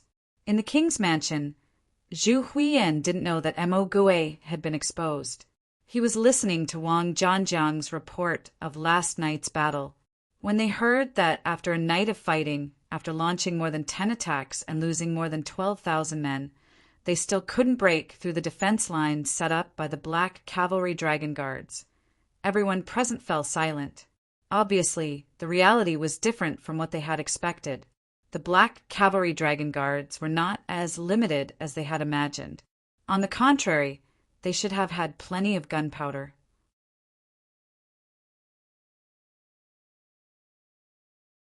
Chapter 1570. As for how the Black Cavalry did this, it was a mystery that everyone couldn't figure out. The most important question now wasn't to find the answer, but what to do next. Although the transmission of information was too slow and it was impossible to know if the news had already spread, from the information provided by Mo Gui, Yang Qindong might have already made his move. That man had a telegraph. According to Mo Gui, that thing could transmit messages from thousands of miles away or even further away. Last night's attack had already made their position clear. That was, the negotiation was completely fake. Their real goal was to capture Yang Qindong alive. With Yang Qindong's intelligence, he probably already had his suspicions. Last night's attack proved everything. In that case, the 5-star army would most likely make their move. There wasn't much time left for the three provincial armies. Everyone at the meeting knew that if they fought head-on, they definitely wouldn't be a match for the 5-star army. This had been proven by countless countries and factions that had been destroyed. In that case, other than capturing Yang Qindong, they had no other choice. We must capture Yang Qindong. Zhu Huiyin suddenly stood up with a ferocious expression. Then, as if he had made a decision, he spat out 4 words, regardless of life or death. Finally, Zhu Huiyin didn't dare to wait any longer. If he couldn't capture Yang Qindong within the time limit, once the main force of the 5-star army arrived outside Yunnan Manor, he wouldn't have a chance to make his move. On the other hand, as long as Yang Qindong died, even if he didn't capture him alive, as long as he could leave Yunnan Manor before the main force of the 5-star army arrived, he would effectively avoid the first attack. Then there would be internal strife in Yangxia. When they split apart, it would be time for him to make his move. Zhu Huiyin finally made his final decision. This made Mo Gui, who was sitting on the side like a guest, feel joy in his heart. The task given to him by his master was to kill Yang Qindong, not to capture him alive. Unfortunately, Zhu Huiyin didn't listen to him on this matter, so he could only watch from the side. Now that both sides had the same goal, he could do whatever he wanted. It should be time to do something. Mo Gue had just made up his mind when Zhu Huihua looked at him. Mr. Mo, I've decided to kill Yang Qindong. Shouldn't you do something? Of course. Mo Gue nodded with a smile. Congratulations, Your Highness. You've made the right decision. If you want to capture Yang Qindong alive, it is indeed somewhat difficult. But if you want to kill Wu Nanwang, who is hiding in the small courtyard, it is not very difficult. What do you mean, Mr. Mo? Zhu Huichen asked expectantly. He already knew that Mo Gui's master wanted Yang Qindong dead, but he wanted to gain more benefits, so he didn't make up his mind. Now that they had the same idea, he believed that Mo Gue would do something to help him. Your Highness, my master has just sent a batch of cannons. They are in a workshop in the east of Yunnan Prefecture. I'll have to trouble General Wang to make a trip there. Mo Gue was still smiling as he told Zhu Huichen the answer he wanted. What did he mean by just sent a batch of cannons? Only an idiot would believe that. Although the current southern cloud manor wasn't heavily guarded, it would be harder than ascending to the heavens to send something as large as a cannon into the city without anyone's knowledge. This could only mean that the cannons were already in the city. But Mo Gui's master wasn't satisfied with Zhu Huichuan's idea, so he didn't reveal his trump card. Zhu Huichen quickly figured out the crux of the matter, but he still pretended to be happy and laughed. Good. Mr. Mo's cannons are just in time. General Wang, go to the east of the city immediately and move the cannons outside the courtyard. Tonight will be the night Yang Qindong dies. Yes, sir. Wang Zhanjiang stood up with excitement on his face. He had been worried about what to do at night. Looking at the black cavalry, as long as they didn't lack ammunition, it would take a lot of soldiers to charge in. But with the cannons, things were different. With the cannons, they could ignore the enemy's firearms. The courtyard wasn't that big, so they could just bombard it. Then he could eliminate the black cavalry without touching a single hair of the enemy. With a face full of joy, Wang Zhanjiang accepted the order and left. Not long after, he arrived at the workshop in the east of the city that Mo Gue mentioned. He found 10 cannons and 300 rounds of ammunition in the courtyard. Whether it was the number of cannons or the number of cannons, Wang Zhanjiang was overjoyed. They had wanted to stockpile cannons before, but the Southern Ming Empire had imposed a blockade on them, and the 5-star army didn't have any intention of selling cannons, so they could only wait. Now that they finally had the cannons, General Wang felt that his body was full of energy. The cannons were found and transported from the east of the city to Yang Qindong's courtyard in the west of the city. The news quickly reached Yang San's ears. The spies he had hidden in the 3 provinces' armies were finally useful. The news was also sent to Yang Qindong through the radio. 6th Young Master, urgent call. Telecommunications Director Wang Shan nervously sent the newly copied telegram to Yang Qindong. Don't panic, the sky won't collapse. Yang Qindong said confidently. He reached out and took the telegram. When he read the contents clearly, his eyebrows couldn't help but raise high. Then he fell into deep thought. There were no cannons in the 3 provinces' armies. The only ones that had been used to attack Beijiang Prefecture had all been blown up. This could be seen from the previous intelligence department and various reports. This was also one of the reasons why Yang Qindong dared to enter the city with only 500 black cavalry soldiers. However, the other party now had 30 cannons and 300 rounds of ammunition, which made the situation serious. This didn't mean that Yang Qindong was afraid of these artillery shells. These days, Beta Persei didn't participate in the battle and command the battle. Instead, he led the 300 black cavalry soldiers to continuously dig tunnels. Wasn't it to prevent such a thing from happening? Yang Qindong was now thinking about the source of these cannons.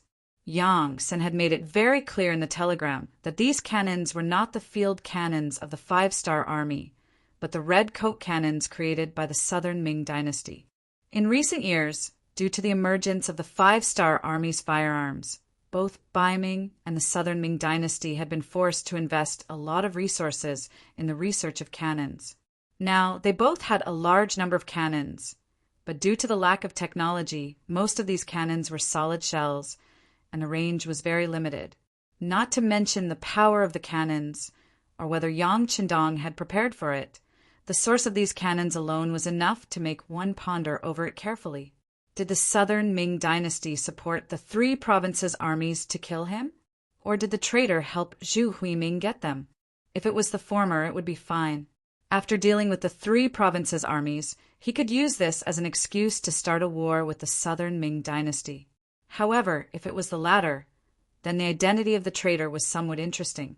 The traitor understood the situation in the Yang Xie dynasty very well, could speak with the Southern Ming dynasty, and could even obtain such an important weapon like the cannons. Who could this traitor be? For some reason, with the appearance of these cannons, Yang Qindong had a feeling that he could confirm the identity of the traitor one step closer. He could see who in the Yang Xie dynasty had contact with the Southern Ming dynasty, and then identify them one by one. The 30 cannons were pushed out of the small courtyard, and Wang Zhanjiang was only waiting for the sky to turn dark. In order to ensure the success of tonight's operation, Zhu Huiming gave another 10,000 soldiers to Wang Zhanjiang, which made him more confident. Zhu Huiming was also very nervous as he waited for the good news to arrive in the palace. While he was waiting, the sky turned dark as promised.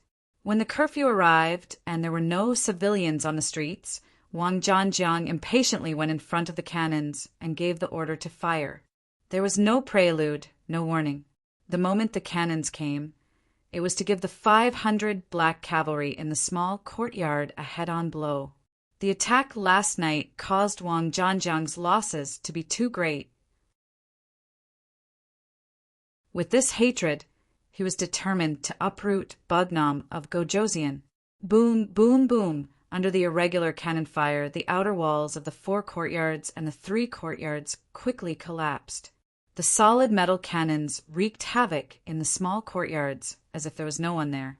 It was as if they were the boss, and those who blocked them would die.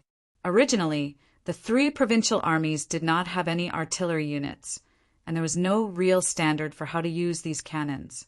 As a result, the cannons that were fired could fly anywhere.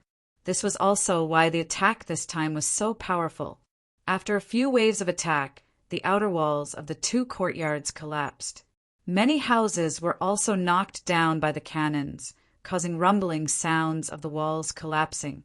Smoke and dust rose into the sky. Even though it was the 15th day of the lunar calendar and the moonlight was very bright, people's vision was still very limited. Looking at this rather spectacular scene, Wang Zhanjiang's heart was filled with pride.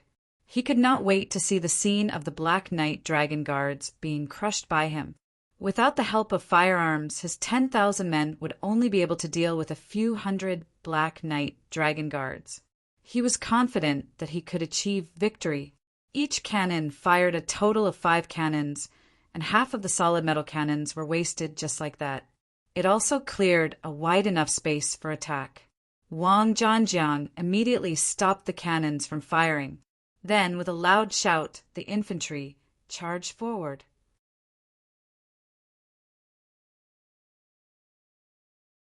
Chapter 1571. If they hadn't received the news in advance, it would have been like last night. The Black Cavalry Dragon Guards would have set up a firepower net and blockade outside. In the face of this sudden, solid bullet attack, they would have suffered heavy losses. It wasn't impossible for them to lose their defensive line tonight. However, after receiving the news a step earlier, everything was a different picture. Long before the sky turned dark, most of the Black Cavalry had already hidden in the tunnel that Beta Persei had dug. This kind of tunnel was similar to the bomb shelters of the future.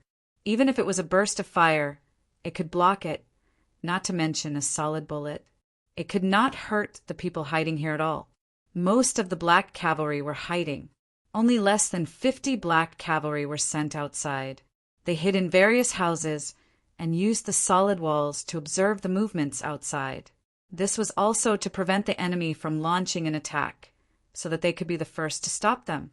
It was worth mentioning that these black cavalry were no longer holding Type 95 in their hands. Instead, each of them had a rocket launcher. The rocket launcher could easily hit more than 100 steps away. It made them look like they were holding a small mobile cannon with great power. When the cannons of the 3 provincial armies began to fire, the 50 Black Knight Dragon Guards were hiding in the small houses. Although more than 100 solid shells were fired and caused some damage, there were no casualties among the 50 Black Knight Dragon Guards, as they were covered by the strong walls.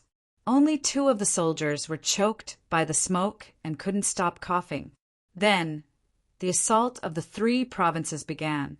The 50 of them immediately fired their rockets, and when the cannons landed in the midst of the enemy camp, the shock waves from the explosion killed, injured, and scattered the black shadows. When the rocket launcher sounded outside, it was equivalent to giving the black cavalry hiding in the bomb shelter the order to charge and counterattack. Everyone came out of the tunnel in a line, each holding a Type 95 or a light machine gun.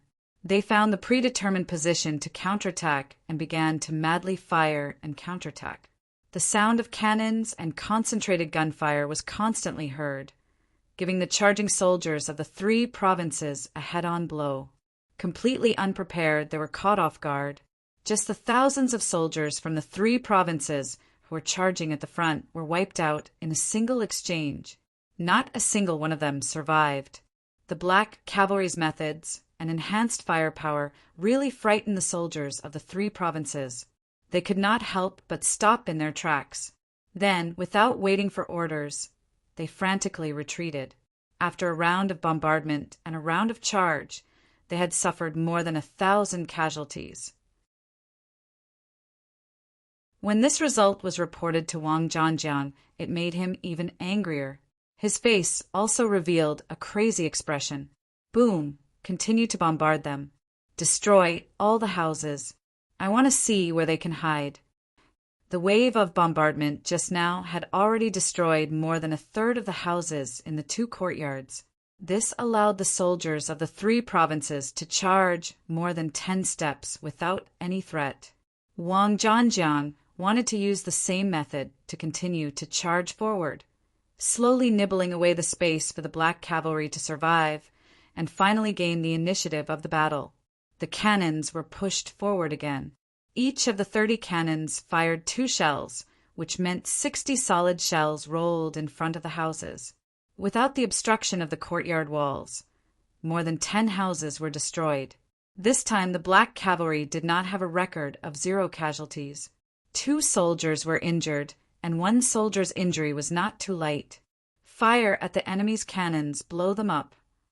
Looking at the rocket launcher, Beta Persei roared in anger. The black cavalry were his good brothers, and Beta Persei knew every one of them by name. Now that his brothers were injured, as the actual commander of the black cavalry, how could he not be angry? The Black Knight Dragon Guards, who were also enraged, fired their rocket launchers. They had been waiting for this order. In an instant, several people rushed forward. Under the moonlight, they came within 80 steps of the 30 cannons. Then they angrily fired their rockets and smashed into the cannons, causing a series of loud sounds of metal colliding. The sudden bombardment directly destroyed several cannons, and even some of the soldiers standing in front of the cannons were blasted into the air by the powerful explosion. When they fell to the ground, they were already dead. Good job, continue. Seeing that there was an effect, Beta Persei continued to shout excitedly. Several more rocket launchers were fired, and the cannons were destroyed one after another. Wang Zhanjiang saw all this, and it made his heart ache. He only had a total of 30 cannons. This was all he had, and it was also all the property of the king of the 3 provinces. If all these were wasted here, he was afraid that he would not be able to explain it to the king. Therefore, with a pained expression on his face, he ordered his men to continue to charge forward, looking for the black cavalry's gunner, and at the same time distracting the enemy. Then he led his men to move the cannons back, saving the remaining 12 cannons and the 60 shells that were not destroyed. The black cavalry's full-scale counterattack was effective. They defeated the arrogance of the three provinces and took back some territory. But after all, it was a fact that so many houses were destroyed. After waiting for less than half an hour, the third charge organized by Wang Zhanjiang began. When the soldiers of the three provinces came from all directions, the pressure on the black cavalry multiplied. When there were enemies on all sides, it was not as easy as before to block the enemy outside the position. The sound of the light and heavy machine guns was much more intense than last night. Beta Persei led the 200 black cavalry who were originally digging the tunnel to join the battle, and only then did they manage to stabilize the situation. Under the moonlight, the sparks from the bullets could be seen everywhere. The soldiers of the three provinces who rushed from all directions fell one after another, but then they rushed up one after another. At this point in the battle, human lives were the most worthless. At this time, everyone seemed to be red-eyed. Other than shooting, they were charging, and they looked like they would not stop until they fought to the death.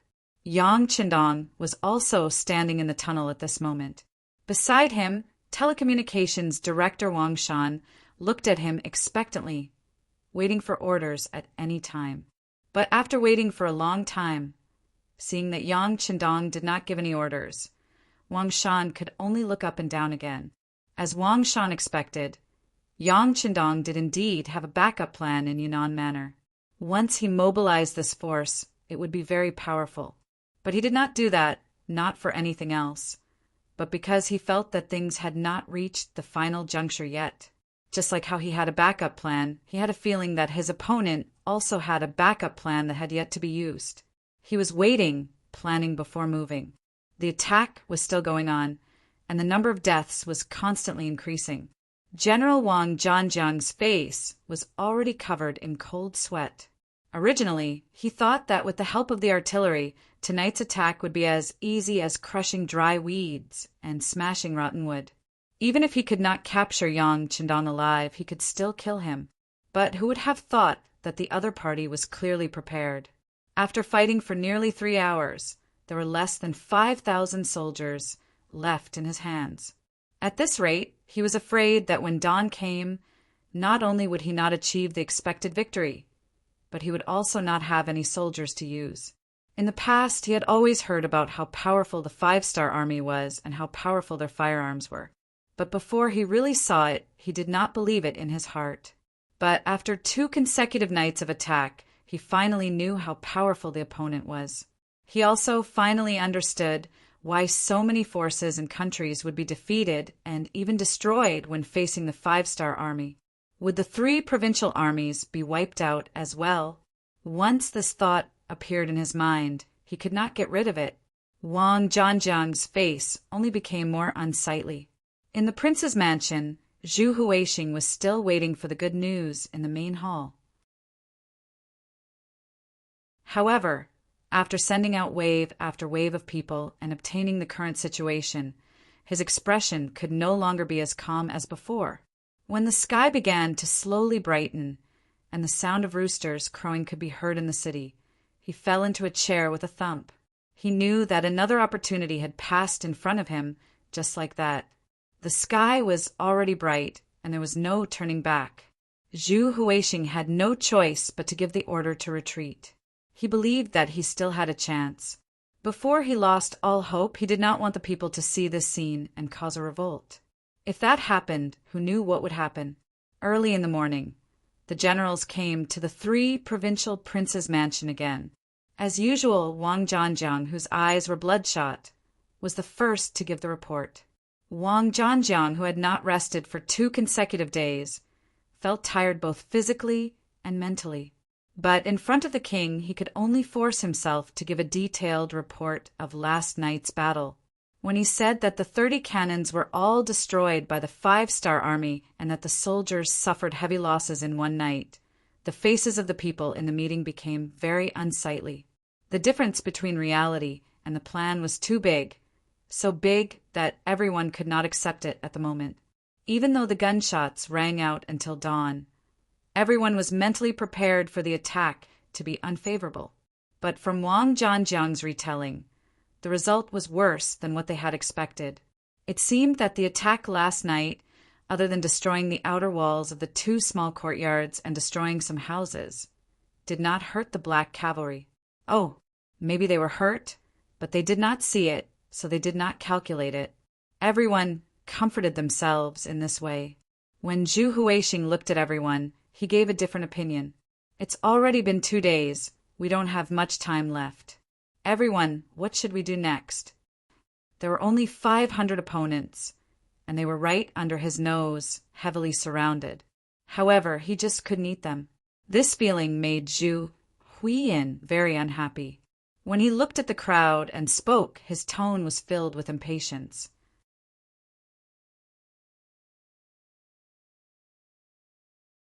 Chapter 1572. That's right, Zhu Huihua was anxious. This was because in the morning, when the sun had just risen, the scouts had entered the city and reported that the main force of the 5-star army had begun to move towards the 3 provinces from Liang Mountain. The distance between Liang Mountain and Yunnan Manor was a few hundred li, but the news that came was that the cavalry of the 5-star army was coming on horseback. Who knew if they would suddenly appear in front of him? If he couldn't get rid of Yang Qindong before these people arrived, then it would really be troublesome. This time he had invited Yang Qindong to negotiate, but now he had to kill him. In terms of morality, he had already lost. If Yang Qindong didn't die, and the 5-star army arrived outside the city, then the one who would die would be him. Time was of the essence, and Zhu Huihua didn't have the time to think about other things. Right now, what he needed to do was to kill Yang Qindong. Only then would Yang Xie be in chaos, and he would be safe. Only then would he be able to obtain everything he wanted. Tonight, mobilize all the forces that can be mobilized. We must kill Yang Qindong. These words were squeezed out from between his teeth, and Zhu Huihua's expression became more and more ruthless. In this kind of game where it was either you die or I live, anyone could only use all their strength. After Zhu Huihua made his final decision, the entire army of the 3 provinces in Yunnan Manor began to move. In order to achieve the goal of exhausting the firearms and ammunition of the black cavalry, even the 10,000 new recruits were put to use. However, because they didn't have any combat experience, in order to prevent a large number of people from escaping when the battle started, they weren't placed on the main attack. Instead, they were responsible for the security of the outer perimeter. For 2 consecutive nights, the entire Yunnan Manor's commoners probably knew that Zhu Huihua wanted to kill Yang Qindong. No one knew what these commoners would do. Although these people were often seen as ants, no one could deny that once these commoners took action, they would cause a huge commotion and cause serious consequences. In order to prevent the civilians in the city from doing anything that would be detrimental to their operations, the 10,000 new soldiers that had just been recruited were put to use. Their main purpose was to protect the civilians in the city and prevent them from suddenly causing trouble. Rather than calling them new recruits, it would be more accurate to call them able-bodied men. These people were all captured from various places. They didn't want to join the army at first, but they were unlucky and were captured at the last minute. Among them, there were more than 3,000 able-bodied men captured near Mount Liang. However, everyone knew that more than half of these 3,000 people were cold front warriors. Moreover, they were under the command of Chang, who, the elite 1st Regiment of the 1st Regiment of the Cold Front. Back then, Chang, who had split up the Cold Front warriors and disguised them as local refugees. Furthermore, they had pretended that they were coincidentally found by the army of the 3 provinces. Just like that, they were captured as able-bodied men. Not only did they successfully enter Yunnan Manor without any checks, they were also stationed in the barracks in the city. Logically speaking, the army of the 3 provinces had a set of methods to manage the army. For example, after entering the barracks, they had to go through household registration and so on. With this set of procedures, it would be difficult for the Cold Front warriors to hide their target. Coincidentally, before the army could do anything, Yang Qindong arrived. This instantly attracted everyone's attention, and no one cared about the new recruits anymore. They also helped Cheng, whose troops cover for him and stayed in the army. In the past 2 days, the news of Zhu Huihua wanting to kill Yang Qindong had already spread throughout the army. To the ordinary soldiers, this was simply a fight between gods. They only needed to follow orders. The main goal of the Yangtze had always been to let the Han people live better lives and let them become the rulers of this world. However, to the soldiers of the 3 provinces who were not Yangtze soldiers, they did not have the opportunity to experience this kind of glory. On the contrary, they had been receiving military pay from Zhu Huihua, the king of the 3 provinces. Naturally, they had been paid to do something. However, as 10,000 new recruits, they had not even received a single cent of military pay. This was naturally because they had only been here for a short period of time. However, this gave Cheng Hu and the others an opportunity to instigate a rebellion. If they were dealing with veteran soldiers, Cheng Hu and the others would have to think twice before doing anything. However, they did not have to be so careful when dealing with a bunch of new recruits who had been captured under the same fate. They could do many things boldly. Over the past 2 days, Cheng Hu and the others had been trying to instigate a rebellion. However, to be on the safe side, they did not reveal their identities. Instead, they used the identity of someone who had suffered a similar fate to build a relationship with the new recruits. For something like a grievance gathering, no other army in the Yangtze had done better than the Lungfeng army. Within the Lungfeng army, the 1st Division had done the best. For example, during their usual training, they had an assessment on how to gain the support of more strangers in the shortest time possible to strengthen their own forces. All of this was now put to good use. Under Cheng Hu's persuasion, more than 8,000 of the 10,000 new recruits were convinced. These people's hearts were already moved, and they were filled with all kinds of desires to become a part of the Yang faction's people. Under the propaganda of Cheng Hu and the others, the slogan of saving Bugnam of Gojoseon and making a contribution to the Yangtze army quickly spread to the people. When they found out that their 10,000 new recruits were also participating in the battle tonight, but were only responsible for the security of the outer perimeter, Cheng Hu was so happy that he almost jumped up. This was really a case of someone sending a pillow when you were sleepy. They were just worrying about how to get out of the military camp, and now the opportunity was right in front of them. When Cheng Hu heard the news, he immediately sent someone to contact the secret agents of the security bureau in the city to ask for the next step of the plan. After 2 nights of continuous attacks, especially when the 3 provincial armies even used 30 cannons, the head of the security bureau, Yang San, who was in charge of everything in the city, felt his scalp go numb when he heard this. This method of luring the snake out of its hole and winning the hearts of the people was a good method. However, they should not have let the young master take the risk. For this reason, Yang Sen had objected to it, but it did not work. Since this was the case, he could only do his best to ensure Yang Qindong's safety.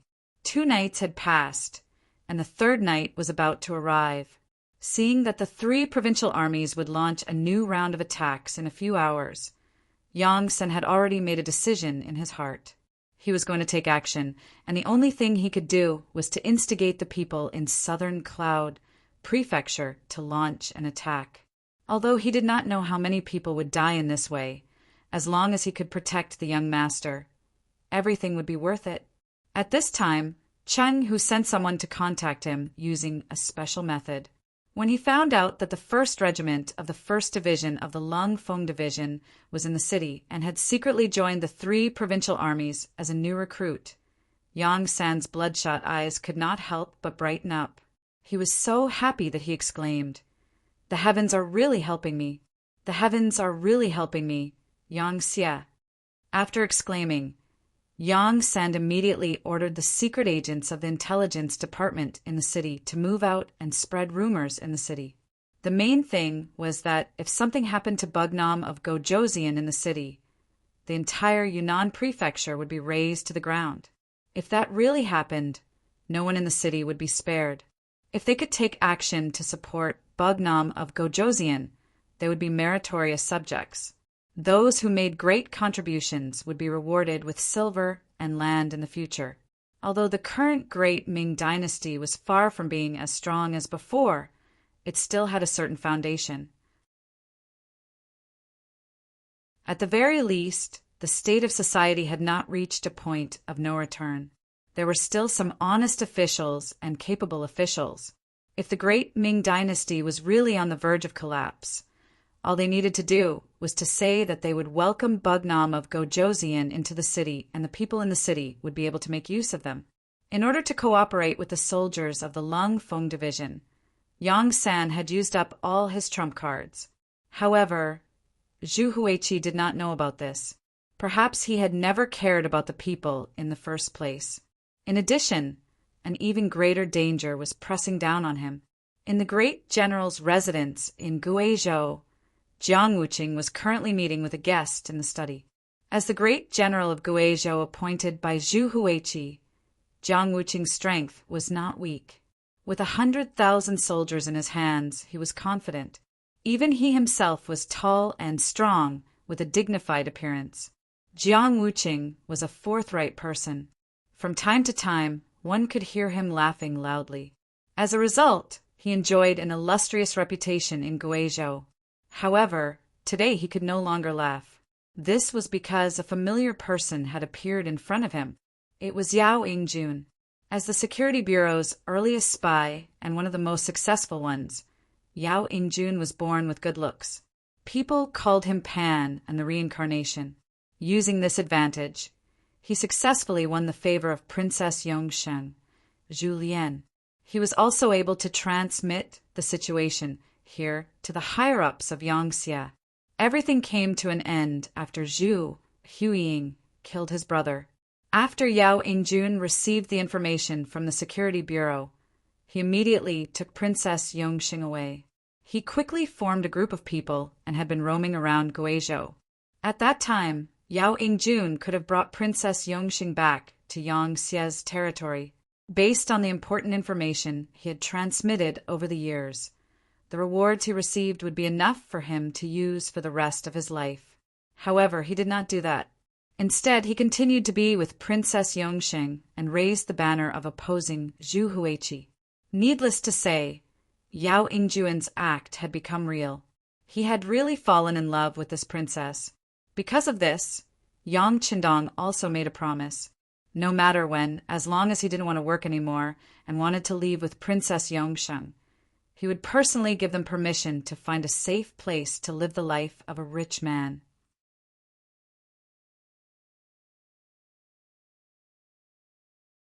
Chapter 1573.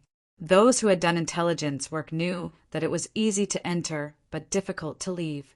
After doing intelligence work for a day, it would be difficult for someone who had spent their entire life in intelligence work to leave safely. As such, many people envied Yao Yingjun because of this matter. Feeling grateful for Yang Qindong's kindness, Yao Yingjun decided to do better work to repay his kindness. This time, taking the initiative to meet Jiang Wuqing was a risky move by Yao Yingjun to repay his kindness. When Zhu Huiyan was still alive, Yao Yingjun knew Jiang Wuqing, but they did not have much interaction at that time. As such, when he appeared alone in the Jiang residence, Jiang Wuqing was shocked. Considering that Bugnam of Gojoseon had already entered the Yunnan residence, and now that Yao Yingjun had taken the initiative to appear in front of him, Jiang Wuqing instantly thought of many things. "Come in with me." Jiang Wuqing didn't immediately call for his bodyguards to arrest them. He spoke with a very calm tone. He believed that since the other party had come, it would be in his hands and could be seized at any time. Since that was the case, there was no need to be anxious. It would be better to see what he had to say. Yao Yingjun understood Jiang Wuqing's behavior very well. He had done a lot of homework and fully understood the nature of this Guizhou general, which was why he dared to take the risk alone. Hearing this greeting, he immediately chuckled, cupped his fists, and strode into the residence's inner room. The study was extremely quiet. As the host, Jiang Wuqing boldly sat down on the main seat and placed his sword on the table. His intention was self-evident. If Yao Ingjun could not convince him and give him a reasonable reason, he would probably use force. In response, Yao Ingjun only smiled and found a place to sit down. He then said, "General, do you know that a great disaster is imminent?" Jiang Wuqing's surprise at Yao Ingjun's shocking words disappeared in an instant. He then laughed coldly and said, "What? Is that all you have to say?" Negotiators from ancient times to modern times would often say shocking words in order to put enough pressure on the other party and fight for enough action. Jiang Wuqing had read a lot and had seen things like this before, so he wasn't surprised. Jiang Wuqing's performance fell into Yao Ingjun's eyes. He sighed in his heart at this person's calmness. Then he said, "General, this one is not speaking arrogantly, but this is the truth. Bugnam of Gojoseon was wise and mighty. In just a dozen years, he had conquered and occupied several territories the size of the great Ming dynasty. He had more than 1,000,000 troops under his command and more than 10 million people under his rule. Wherever Bugnam of Gojoseon went, his enemies were either killed or beheaded. Even if he surrendered at the mere sight of the wind in order to preserve his life, who could be his opponent?" When Jiang Wuqing heard the praises, he did not have any intention of objecting. All of this was the truth. It was placed right in front of them, and they had no choice but to accept it. On this point, even Jiang Wuqing had some admiration in his heart. After praising Yang Qindong, Yao Ingjun continued, "Today my lord has come to Yunnan Manor. Presumably, I don't need to say more about what will happen next. General, you should know what will happen, right?" Faced with this question, Jiang Wuqing knew that he had to say something, so he said, "Brother Yao, you flatter me. As far as this general knows, my lord has already laid an inescapable net in Yunnan Manor, and Bugnam of Gojoseon only brought 500 followers into the city. Now that 2 days have passed, I'm afraid that Bugnam of Gojoseon is now under my lord's control." Jiang Wuqing only received the news that Yang Qindong had entered Yunnan Manor this morning. At that time, he was indeed shocked by Yang Qindong's spirit of risking his life alone. But at the same time, he was extremely impressed. Although Jiang Wuqing did not mention it to anyone else, he knew very well that this time, Yang Qindong appeared in Yunnan Manor and made such a risky move in order to save the people of the 3 provinces from the suffering of war. Unfortunately, Jiang Wuqing knew his master very well. This was a master who would kill his own brother without hesitation. Such a person only had interests in his eyes, so how could he be honest? He could not understand. If he could see this point, then the wise Bugnam of Gojoseon should also be able to see it. But why did he still risk his life? Just as he was wondering in his heart, Yao Ingjun arrived. A sense of curiosity arose in his heart. He wanted to see what Yao Ingjun thought about this matter and what he had to say. How could Jiang Wuqing know that it was precisely because he had just received the news from Yunnan Manor that Yao Ingjun appeared in order to force the other party to make a statement at the first moment? After all, Jiang Wuqing was a very magnanimous person who treated the people well. He was considered a good official, so it was better to try to win over such a person if he could. Ha ha ha! When Yao Ingjun heard this, he threw his head back and laughed heartily. Just as Jiang Wuqing was confused and somewhat confused, he suddenly stopped and said, "What's wrong? General, do you think that you can keep my master with the means of the 3 provincial kings? To be honest, since my master dared to enter Yunnan Manor, he naturally made all kinds of preparations. How could he be easily controlled by others? If he did not have such means, how could he have today's achievements?" Jiang Wuqing still believed Yao Ingjun's words from the bottom of his heart. He also did not believe that Yang Qindong, who had always been invincible, would take such a risk. However, he just could not think of any way to break out of this situation. Out of curiosity, he could not help but ask, "Oh, but what means does Bugnam of Gojoseon have?" Ha ha! Shaking his head, Yao Ingjun did not answer this question. In fact, he himself did not know what means Yang Qindong had left behind. If he did not know the reason, how could he solve other people's doubts? Yao Aingjun, who did not answer this question, only said, "General, just wait for the result." But then he mentioned the purpose of his visit, which was to persuade Jiang Wuqing to surrender. "General, since my master has come to Yunnan Manor, presumably there will be a result soon. And I can say with certainty that the final loser will be Zhu Huihua. Then, may I ask, once the 3 provincial kings are captured, what will the general do?" After saying these words, Yao Aingjun kept staring at Jiang Wuqing's eyes, as if he wanted to find the answer he wanted. What to do? This was what Jiang Wuqing needed to consider. The great Ming dynasty system valued the civil and despised the military. It was destined that the social status of the military would not be too high. For example, if a scholar made a mistake, he would often be held high and let go lightly. This was because behind him were his schoolmates, fellow townsmen, peers, and colleagues. Even if he made a mistake one day and left a way out, they would all stand up and speak up. On the other hand, if a military general made a mistake, he would often be thrown into a bottomless abyss. It was even possible to go down to the 18 layers of hell. This was especially true for those civil officials. In order to suppress the status and development of military generals, they would spare no effort in using all their strength. This was also the reason why military generals received far less treatment and reputation compared to civil officials, even though they were both subjects. Jiang Wuqing was born a military general. In the past, he did not know how many military generals and ancestors were played in the palms of the civil officials and even had their families destroyed. Among these people, some really did make mistakes, and some were directly wronged because they offended someone. And even if they really did make some mistakes, should they be punished?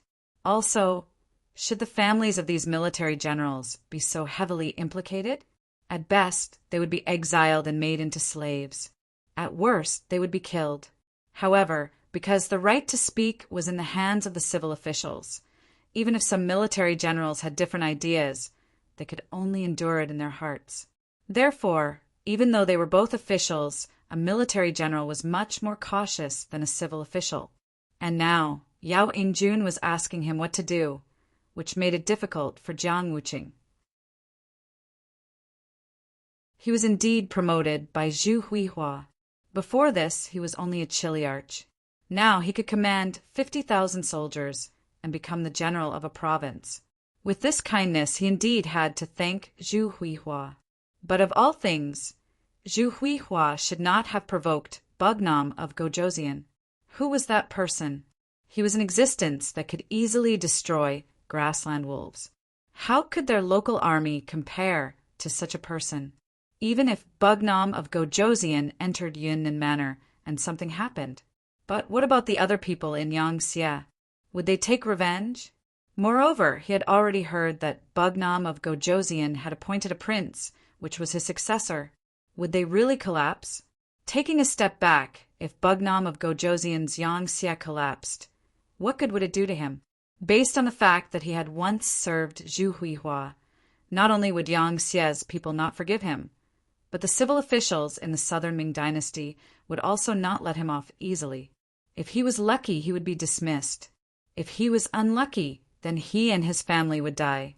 Thinking of his 4 children, the youngest of whom was only 4 years old, how could Jiang Wuqing bear to see them die because of him?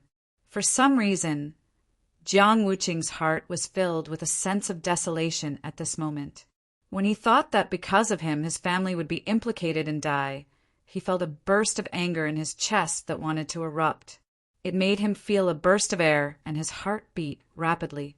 Jiang Wuqing's heart could be said to be filled with complex feelings, and all of this fell clearly into Yao Aingjun's eyes. He felt that things could be done, so he laughed and said, "General, I don't think I need to say more about your situation. This time, the 3 provincial kings want to be enemies with my master, so they are destined to have a miserable end. How could such an unwise person be worthy of you working your life for him? Why don't you turn back now? Bugnam of Gojoseon said that as long as General is willing to surrender, not only will he not make any mistakes, but he will also give you merit. Even if we are all Han, he will give you wealth and ensure the safety of General and your family. You're tuning in to the Thunder Spear YouTube channel. Don't forget to subscribe and join us on this journey to catch the most captivating stories.